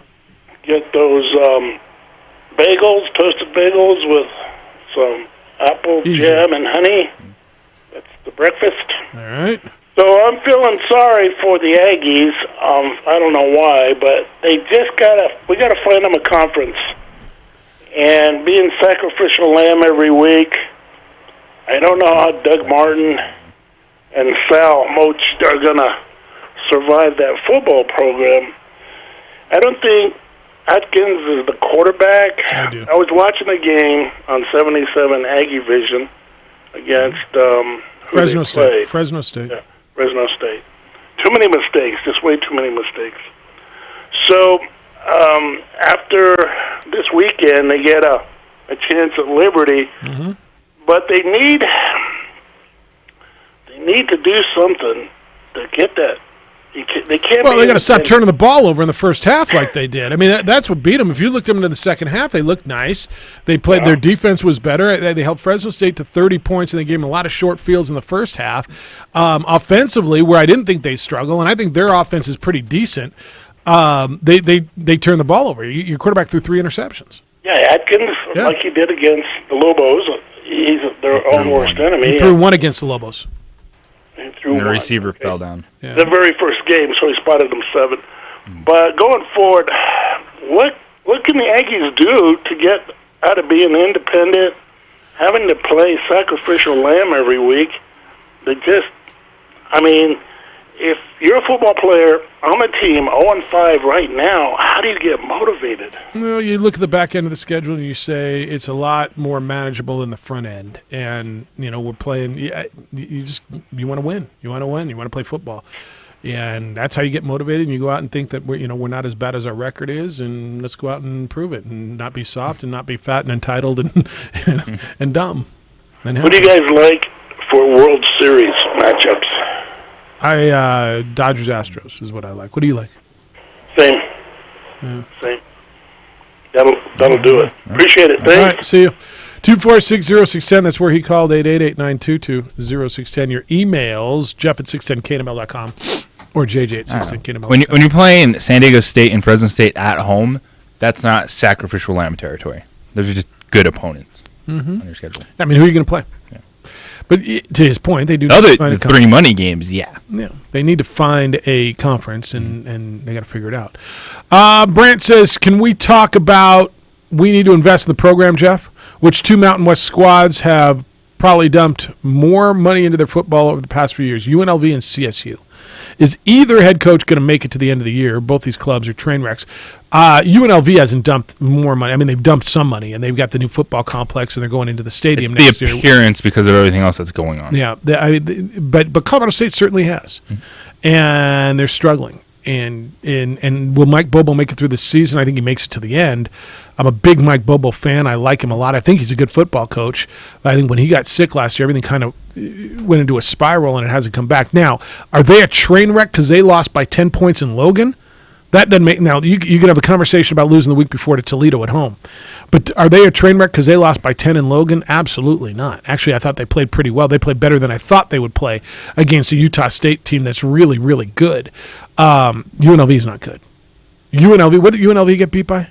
1 million? Yes, it was 53-17. 53-17 by Hawaii at home, right? No, that was Reno. Oh, yeah, Reno got rolled out of the building. Here, I'll give it to you. UNLV got beat on the road in Laramie, 53-17. 53-17. How about Reno getting trucked like they did? 54-3 at home by Hawaii. Reno falls to 3-2, 0-1 in conference. Like, that is a monster game. You get beat 54-3 at home by and Hawaii's coming here. 3-1 coming in was Nevada. They beat Purdue on that field. Yeah. But everything about that first half looked miserable. It was cold. It was drizzling. Hawaii was doing whatever they wanted. They continued to do the same thing in the second half. Wow. I've been to a game. I told you I did a game on October 1st, which was 3 days prior to that date in Reno when it was snowing and cold, and it was so cold doing that game, my hands were shaking. Their two losses, they've been outscored 131-9. Reno has. In their two losses, they got beat 77-6 by Oregon and 54-3 by Nevada. That's 131-9. Now, they won 3 other games. They beat a Big Ten team. They beat Purdue. They beat UTEP. And they beat Weber State, 19-13. They got San Jose this week. Oh, no, they got next week. They got a bye. And then I don't know where they're getting wins after that. Well, New Mexico's on the schedule, right? So they beat San Jose State, New Mexico, if they think, and UNLV, they can still get there. But then I don't see how they – but then again, who knows? How they win at Utah State, how they win in Laramie, how they win at San Diego State, and how they win at Fresno. Boy, that's the Jekyll and Hyde team, is it not, of this league? It's up there. I mean, who else in this league is the Jekyll and Hyde team like that? I don't have one. Got more emails for you. Carl said Ronda Rousey equal Purdue football, Jeff. When I see Holly Holm injured and struggling since that fight, I got to wonder how good Rousey really was. Likewise, when I see Nevada suck up Silver Slate after beating Jerry Palmer's guys, I got to ask how good is Purdue? It happens, man. It's sport. Remember after opening weekend we thought, wow, look at Maryland, how good they are? Did you see them get James trucked at Franklin home? laid it on them. I didn't know there was a little bit of a backstory between those two guys. I didn't know there was either. But boy, Loxley, after putting up a bunch of numbers in the first 2 weeks, got beat at home on Friday night on national television by Penn State in front of a sellout. 59-0. They got beat. 59-0. Yeah. Again, 1 week tells you nothing. Maybe now at 4 weeks in, we got a little idea. There's a little better sample size on what everybody is. But boy, oh boy, 59-0 is a smoke down.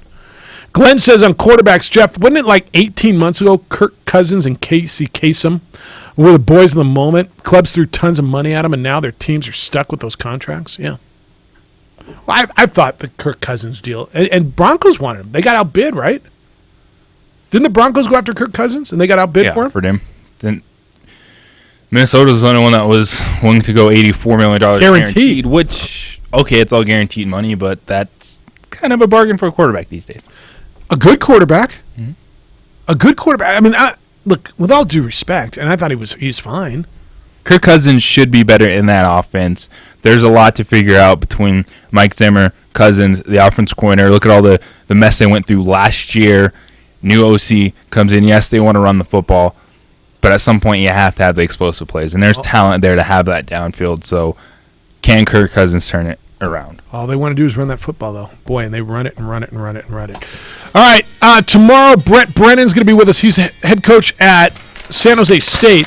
That's going to be at about 7:45 in the morning. Right after that, we'll talk to Doug Martin at 8 o'clock. So we got a big show for you tomorrow. Thank you to Bob Davey for being with us today. Watch us every day on the ProView Networks. We are simulcast there. Josh produced on ProView on your visual medium today. The Jim Rome Show is next. The Dan Patrick Show will follow that. The Sports Bar comes on at 3, and then you get Steelers and Bengals Monday Night Football at 5:30. Big day today? The NFL did it. Vontaze Burfict suspended the rest of the season. The rest of the season? 20.